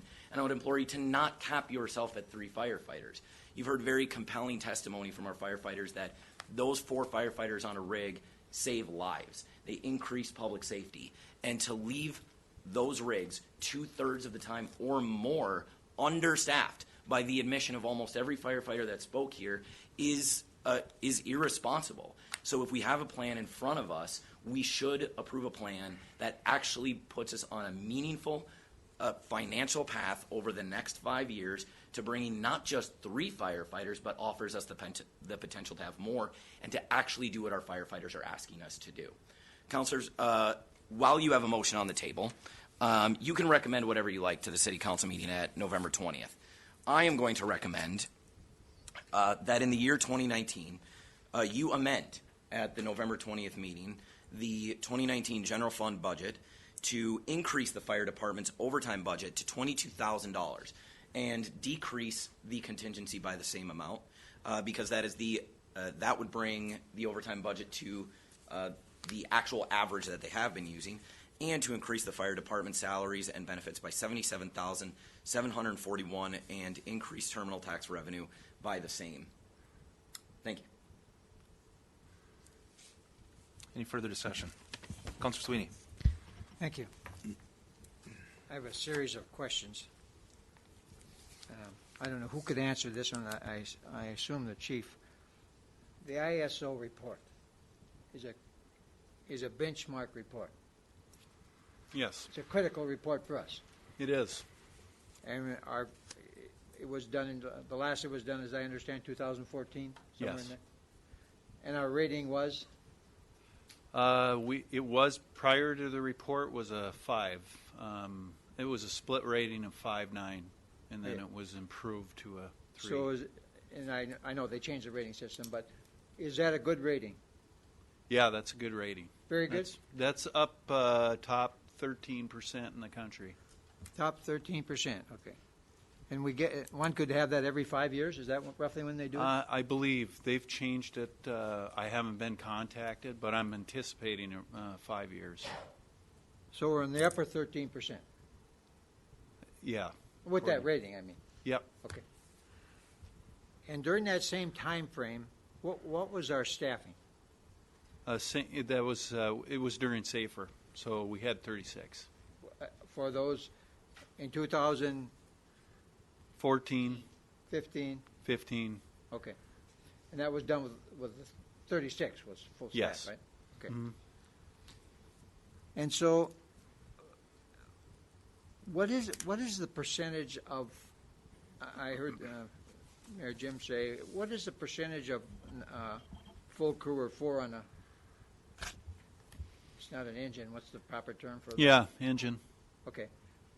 What is the percent now that we? At the end of the year, whatever it is, what percent do we have four on the crew for? So basically, it shifts. At 36, you have the potential for 9 people on, 10 people on, 11 people on, or 12 people on. So the percentages of time you're actually at minimum staffing, which we would call 9, 3, 3, 3, 3. Right. It's less than 5%. And then the majority of the time you're at 10 or 11, and then, maybe less than 20% of the time you might be at 12. Less than 20. Mm-hmm. Okay. So reversing that, then 80% of the time, we're less than 12. Yeah. Mm-hmm. Okay. Okay, so if that's true, and let me just jump. Somebody said there's 4,000 calls. Did I hear the? Yeah. Is that accurate? That's about what pace we're on for this year, yeah. Okay. And if I understand, 80% of those are medical.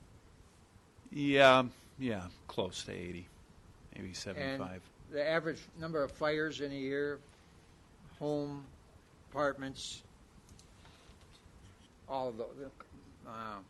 As we would term working fire, Okay. pretty much they stick around 45 or so. Yeah, okay. Is that going down or up? Or? That's pretty consistent. Oh, okay. It's mostly on the medical side that's driving the increase. Medical, that's what's driving all the calls, right? It is, yeah. When I look at A it. lot of the roughly- calls, yeah. Okay.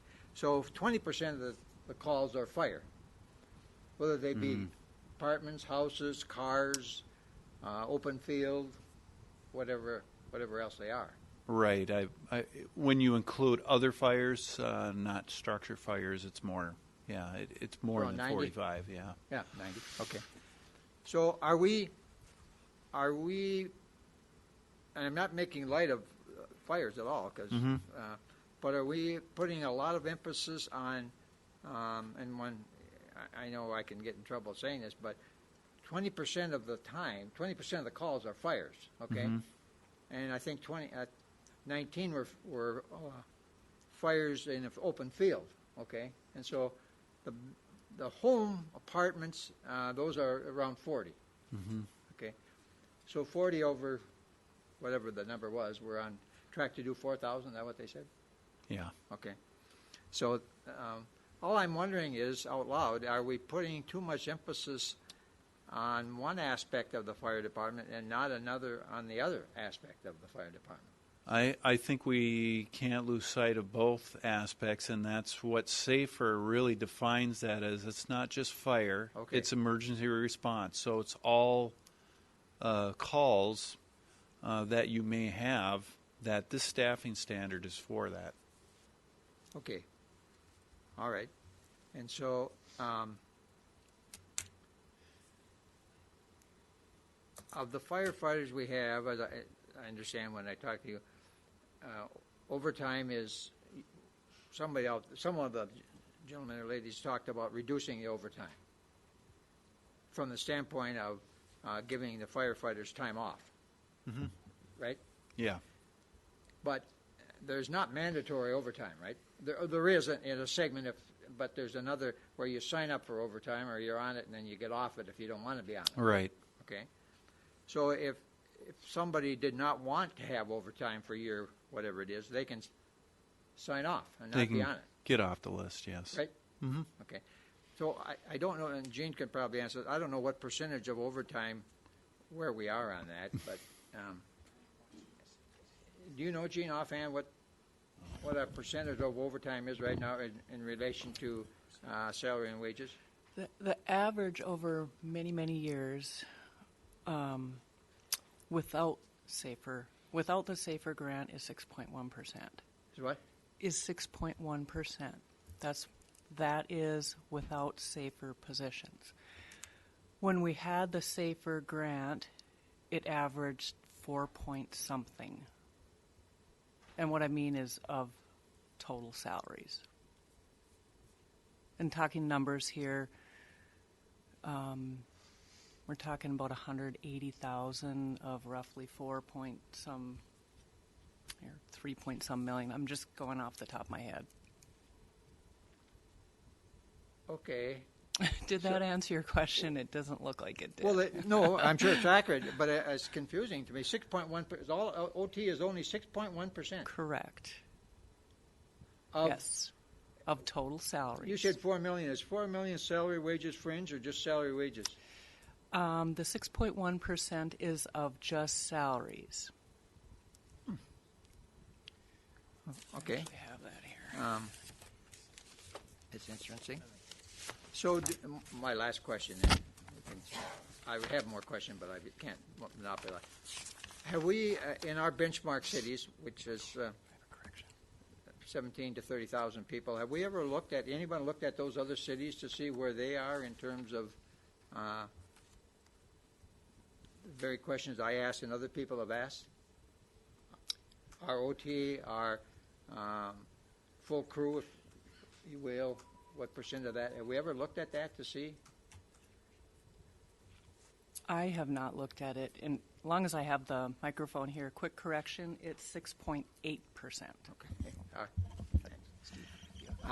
I think, from my perspective, what we want to do is we want to make sure that if we fund these, we want to fund them for the long term, not for 1 year or 2 years and then come back and start cutting again. So I think we've got to do our homework, and I thank the mayor and whoever else scheduled this, because this is important stuff, and I don't know this, but I wouldn't think the firefighters wanted to have it. We increase it 3 firefighters this year, and 2 years from today we cut it back. I siding with the mayor there. I think we have to be a little more responsible, and you can't put a dollar on a life, and I understand that, but we still have to do due diligence here and make sure this is going to work for the long term. And I think it's going to take some work. I do have one more question. This confuses me too. Revenue for the fire department. Mm-hmm. Do we count revenue for the fire department as a revenue versus expense? You'll have to field that one, because we do have some revenue that comes in. Yes, we have an agreement with, is it Village of Superior? Village. With what? The Village of Superior. Our fire department takes calls in the Village of Superior, Right. and then they pay us annually something like $76,000. And then the state sends us some money each year. 2%? I believe it's for 2%, inspections. And that's roughly that's 70,000 too, roughly right? 70 so do as we, well. But my point is, when we have a revenue and expense statement, does that revenue show as revenue for? I'm sure it shows somewhere in the revenue, but it doesn't directly and distinctly and uniquely go to the fire department. That's right? correct. That's So why correct. don't we It do goes that? just goes into the general fund. Right. I'm always confused with that, because if it weren't, that money comes directly for the fire department.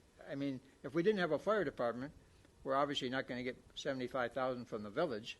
We're going to, then the 2% we're not going to get, because that's geared on, as I understand it, from insurance, right? Inspections. Right. Okay. So, Fire prevention. and maybe there's other revenue sources that don't go directly.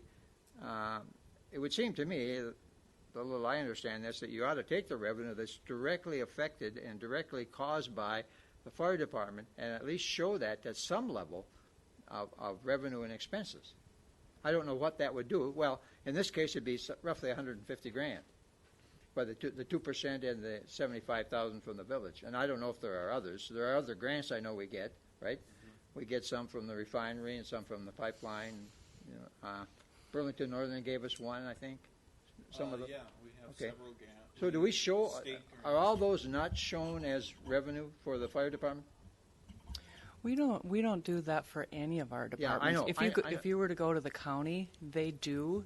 They will say, for example, the finance department. The finance department is funded by some percentage of the tax levy and some percentage of another revenue source. We have never taken our general fund. I know that. Yeah, allocated it out. We could create an indirect cost revenue, but we won't go there either. So I'm just thinking that there are direct revenues for the fire department that we're not giving credit to the fire department.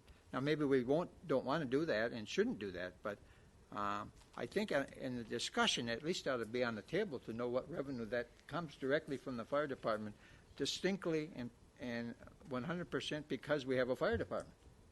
So I'll pass for right now. I got more, but I'll let that go. Any other councilors? Councilor Elm.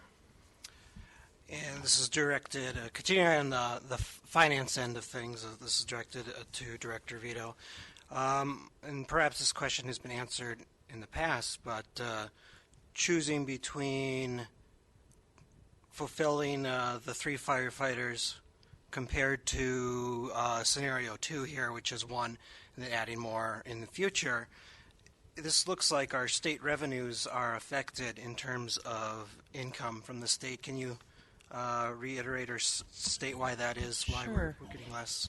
Yeah, the oil pipeline money, along with the railroad terminal tax, they're all included in that one line. And it's because the money is funneling to us from the state, the pipeline money and the rail money. And so I include that with things like shared revenue. And so I think it's roughly 13, 14 million that comes from the state. That pipeline money is part of that. Thanks. Mm-hmm. Anybody else? Councilor Olson. Couple questions, Gene. The salaries, the burden on the overtime, 6.8%. That's just wages, right? Correct. So, benefits, roughly a third? I would say that's fair, yes. Okay. And then just what you just touched on now, as far as the rail and the oil terminal, the taxes, what about the grain and the coal? Occupational tax, Yeah. that would be under the other taxes section here. Okay. Yep. And that goes directly to the general fund as well? Correct. Thank you. And then if I could say something as well, it's been kind of fun to watch this, where everyone I think is wanting the same thing, to adequately staff our fire department, and it's just kind of a matter of how do we get there? How do we do we do it by hoping for grants? Do we do it by overtime? Which there's a cost to that, not only the actual cost of the overtime, but the added stress to the to the firefighters. And then we also all agree, or maybe not we all agree, but I agree that we do need to have that further conversation about the minimum staffing, and how many do we need to have on every given day in the city of Superior. So please understand that whatever direction we go, whether we go 1 or 3, that this isn't the finish line. For me, it's not that. This isn't, hooray, we got our 3. Now let's just hope that you guys can staff the trucks adequately. This isn't the finish line. I think we need to have that further conversation about adequate staffing, but I don't think we have any business having that conversation when we're short-staffed as it is with the fire department. I don't think we can have that conversation of having a minimum staffing without having these additional 3 first. Otherwise, it's going to be an enormous amount of overtime, and then the stress that puts on the firefighters. The other concern that I want to touch on is it's been brought up a couple times that there's some notion that this is just a 1-year quick fix. Jane, can you help maybe explain it? Because we look out 5 years. We've never looked out more than 5 years for any department, any budget, any employee. Does this make sense looking out 5 years to adequately fund those firefighters based on Councillor Sutherland's motion?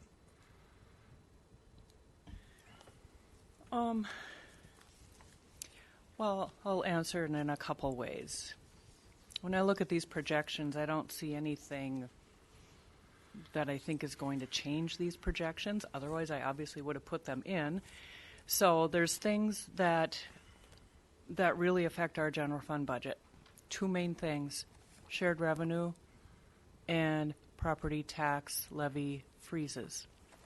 Those two things fund the vast majority of our general fund, and they're both flat or level. I don't see that going away. I think we're fortunate that we have the revenue source of the pipeline money that has increased so substantially over the last 12 years. That money is not, it isn't specifically for one thing or another. It's where you think the highest use of that money is, whether it's the capital program or whether it was used in the past to pay off debt or to fund economic development or to fund the general fund.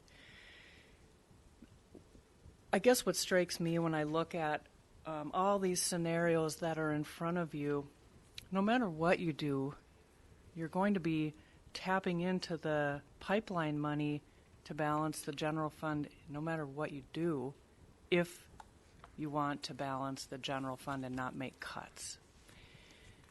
If you add 3 firefighters in there, it increases the percentage that will be used of oil pipeline money. But in the grand scheme of things, it doesn't increase it that much. I would say probably 2% more per year are the current estimates. You know, the biggest concern I have looking at this is getting out to the year 2023. And when you're looking at 40% of your pipeline money to balance your general fund budget, how long can you do that? This is under the assumption that the pipeline money will continue to grow, but not as much as it has. That could change. It could be higher next year than we expect, or it could start leveling off. We just don't know. I agree when you say that. I think most of the council, I don't know all, but I think most of you have the desire to add firefighters. It's just some slightly different ways to get there. So I don't know how you can, this isn't an action item tonight. I don't know how you can take a vote or get a feel for the council if you are wanting to add firefighters. I think that would be the first question. And then maybe the second question is, if you do agree you want to add them, what's the best way to add them, funding-wise? Did that answer your question? Yeah, it did. Yeah, thank you very much. One other point, it was brought up that this plan drives our CIP into a deficit. It only drives it into a deficit if we allow it to. If we would have done a priority-based budgeting exercise this year, I think public safety would have been on the top, like it was last year when we actually did that exercise. It's all about priorities. You could look at any one item in the CIP and say that one line item drives it into the deficit. It only drives it into the deficit if we make it drive it into the deficit. But when we have our priorities and we go off of those priorities, public safety rose to the top last time we did that priority-based budgeting. And I think now it's time. We have the money to do it. We have the money to put it into our actual priorities that we assigned last year, and we've got the money to do it. And I think the time is now. If we only do one now, 2 later, One, now hope for the SAFER grant. I think we all know that the money's going to be gone by the time it comes around. Superior has a history of having a SAFER grant, thinking all is well, and not having a plan to continue those firefighters down the road. We did it twice, actually. We had the SAFER grant, no plan to continue that funding for those 3 firefighters. We lost them. Great, we got another SAFER grant. No plan to continue the funding for that. Now we're at a place where we've got the money to continue that funding, and I think now is the time we have to do it. Councilor Van Sickle. Thank you, Chair. Would it be all right if I invited Captains Campbell and Olson back up for a second? Yeah, absolutely. Is Is there that any okay? opposition? No. Yeah, please. Thank you, Chair.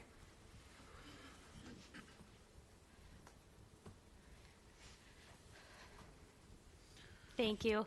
Just because it's more of a conversation, I guess, Phil, do you have anything you want to add since you last spoke, or do you have any information you would like to clarify in what you've heard so far before I begin?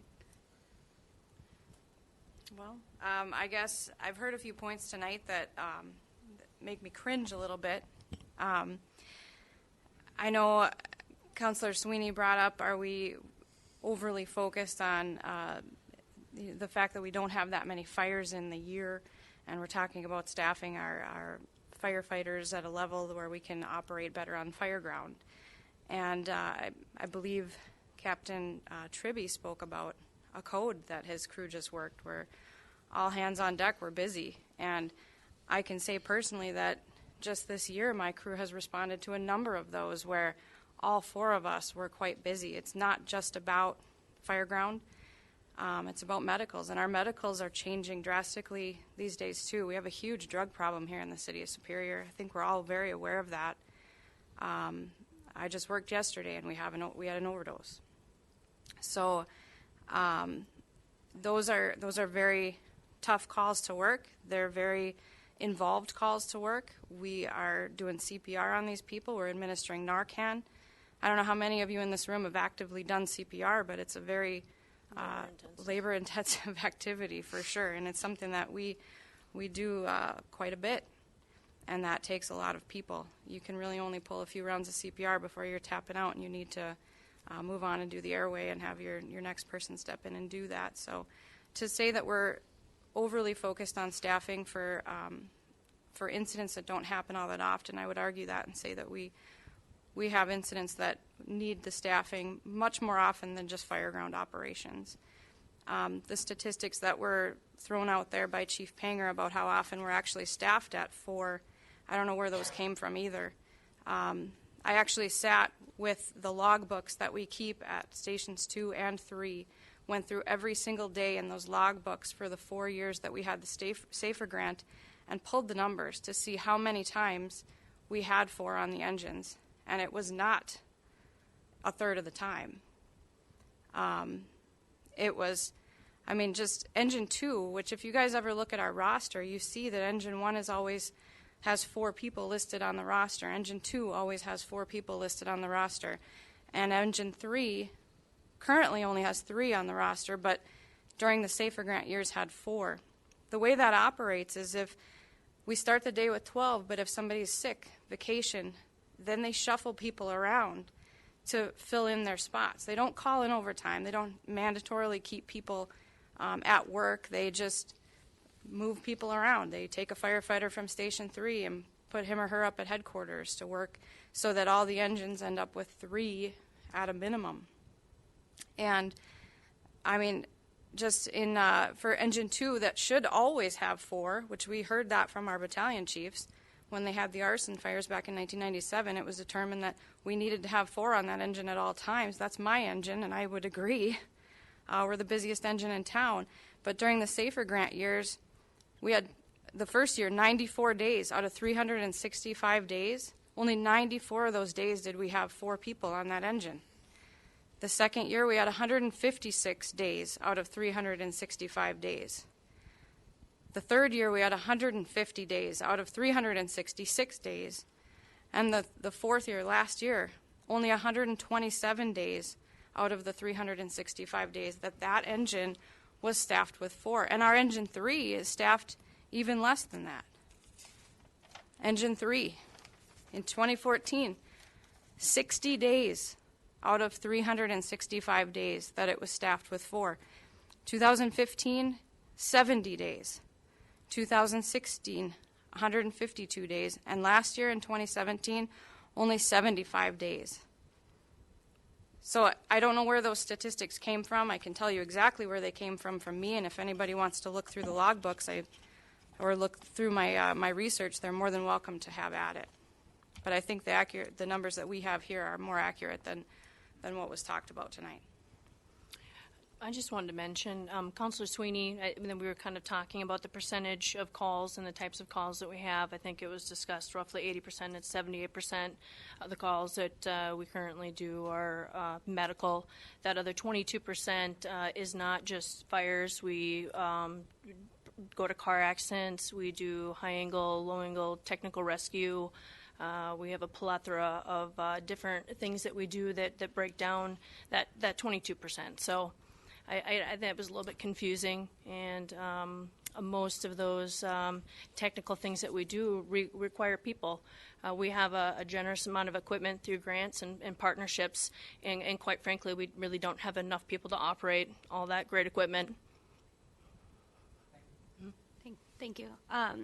It sounds to me that if we hired 100 firefighters today, it doesn't really get at the problem that you're describing. Well, we'll take 100 if you... Right. Okay. And this has been, some degree of process. I know I've spent a lot of time talking to both of you about trying to develop a comprehensive policy that would address the staffing issues, and I know this work is frustrating. We work at the pace of government, they say, and as far as I know, this proposal is 2 weeks old. So it seems that 2 weeks ago, you asked this council to reject this very proposal in favor of a system that was more responsibly funded and had a better chance of being sustainable long term. Is that right? Yeah. Yeah, I can't say we Sure. rejected it necessarily. I mean, we're certainly not going to reject 3 additional firefighters. But it was the funding mechanism that you were Correct. uncomfortable with. Yes. Yeah. I have to believe that, the public's been very supportive of a lot of our initiatives, whether it was bikes or ATVs or an RBO or stop signs. I have to believe the public would support public safety if we were to ask for 2. I would hate to. It sounds to me that Mayor Payne has put in an extraordinary amount of work to build a system that would sustain the requests of the fire department, the people that wear the uniform. It's wildly complicated, this work, for sure. But Mayor Payne seems to have laid out a very doable plan for us in just 2 weeks. And I guess I just especially want to thank you for all of the data and the information and sort of taking away the emotional part, the knee-jerk part of course, we support firefighters. So thanks for speaking to me in depth about all of the comprehensive needs and that we needed to develop a policy, not just simply throw cash at the problem, that we needed to have a system in place. I see you nodding your head. Thanks. It seems that this proposal is exactly as it was 2 weeks ago, and that in my 2 weeks I've spent a lot of time asking questions and learning, and I'm not in the same place I was 2 weeks ago, and I don't think, I think a lot of people have used their time to research as the reason we tabled. So it seems like the proposal as it is not satisfactory, and I hope to see Mayor Payne's option, which seems better suited for your needs, pass. Thank you. Any further discussion? Mayor Payne. I just want, excuse me, I just want to clarify a few things. I believe the 2 proposals that we have in front of us are fundamentally the same in that they accomplish the same thing. In the relatively immediate future, both support 3 new firefighters for the Superior Fire Department. The difference that I'm asking you to consider is how those are funded and what potential other sources of money we could leave on the table. I've explained a lot of this already, but again, to immediately fund all three and to reject options like the SAFER grant, which the fire chief made a very compelling presentation just now, arguing that we would be very good candidates for the SAFER grant. To reject the chance for the public to weigh in and fund these firefighters themselves, to deny them that opportunity, and to have a permanent dedicated source of cash, I just don't understand why we would do that. The only argument that we're really debating here is whether or not we should wait 1 year for, or as much as 1 year, because again, if we get the SAFER grant, we could have all three firefighters in 2019. If we don't, we would be waiting as much as 1 year for the subsequent two firefighters. But there is a reward to waiting that 1 year as well. Then we are not using the contingency that we have in the 2019 budget. That money is still there for many of the requests that you are already considering in different committees and on the council as a whole, including a full analysis of all of our staffing needs across the city of Superior.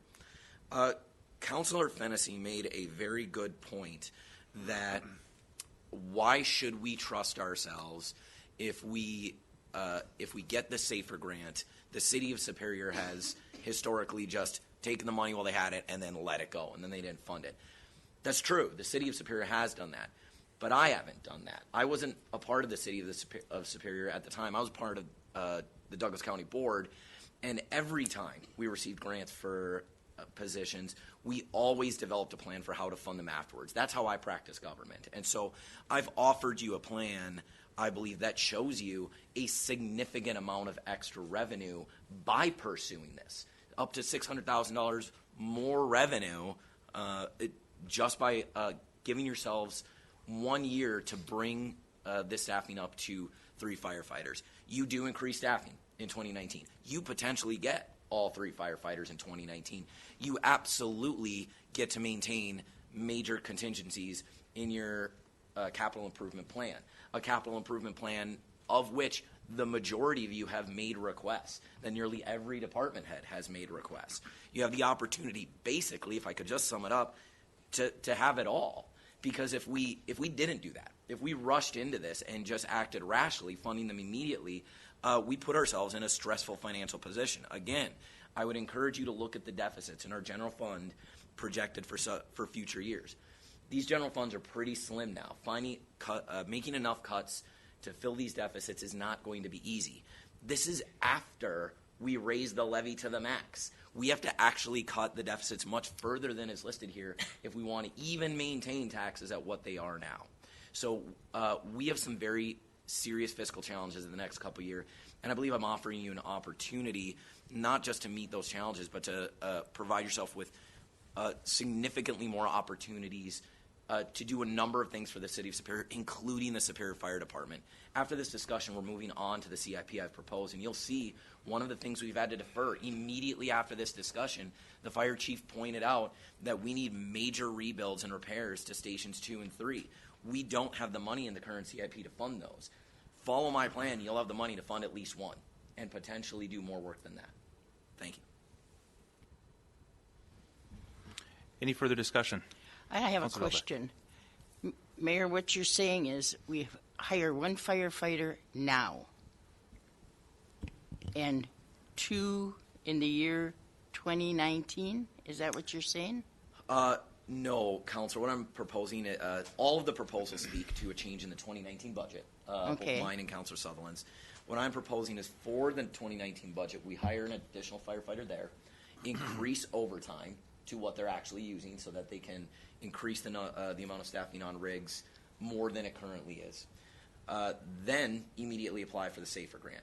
If we don't get the SAFER grant, we move to a referendum to fund the firefighters in 2 more firefighters in 2020. If even that fails, we revert right back to Councilors Fennessy and Sutherland's plan, and by 2020 we're at 3 firefighters. You would have waited a year and saved at least your contingency. What do you people think? Mr. Edwards?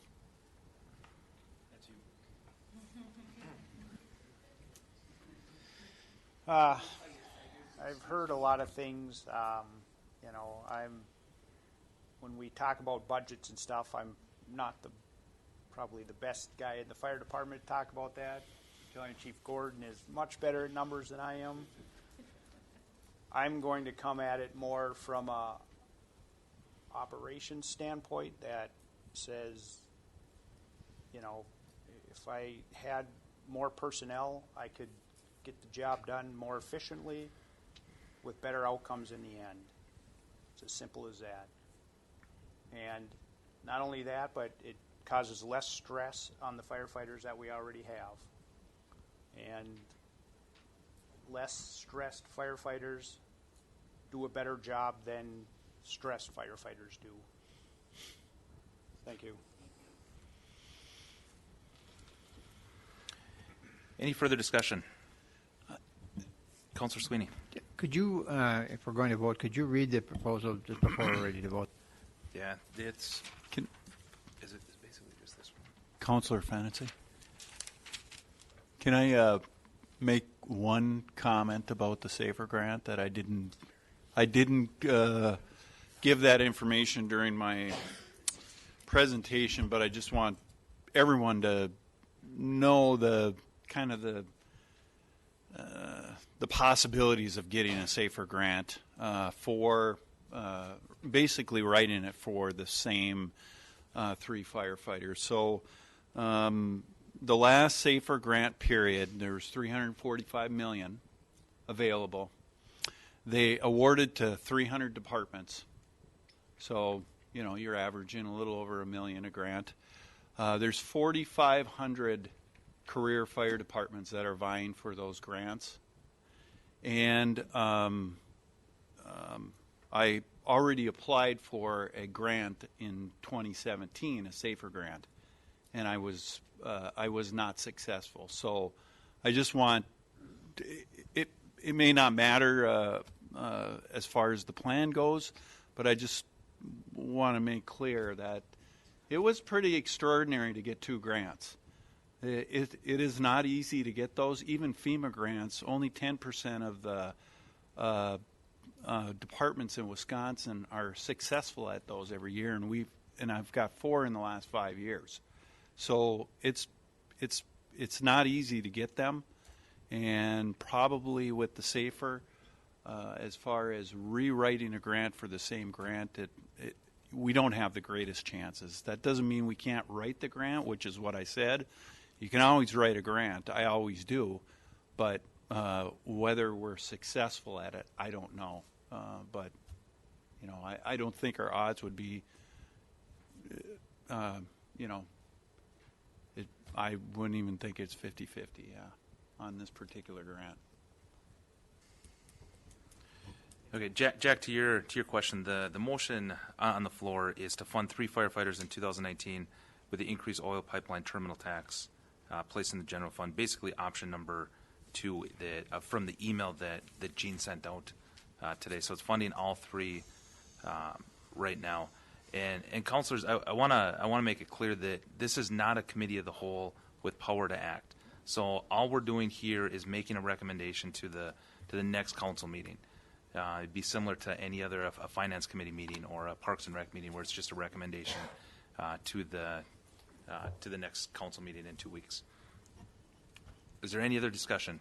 Councilor Sutherland. Just one more thing, and then I'm done, because I know we're all getting tired here and keep going around. So when we're told that we can put the CIP in a deficit, again, this is our CIP or projects, our future projects that we have in our hands, right?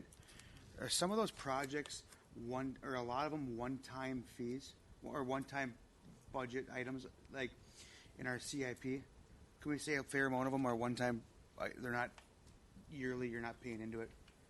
There's some projects in there that we have that we want to vote on eventually that will be one-time deals, right? Like our take-home squads and all that other stuff. Correct? Am I correct? And what we have here, this packet we got here that we got at 2:45 today.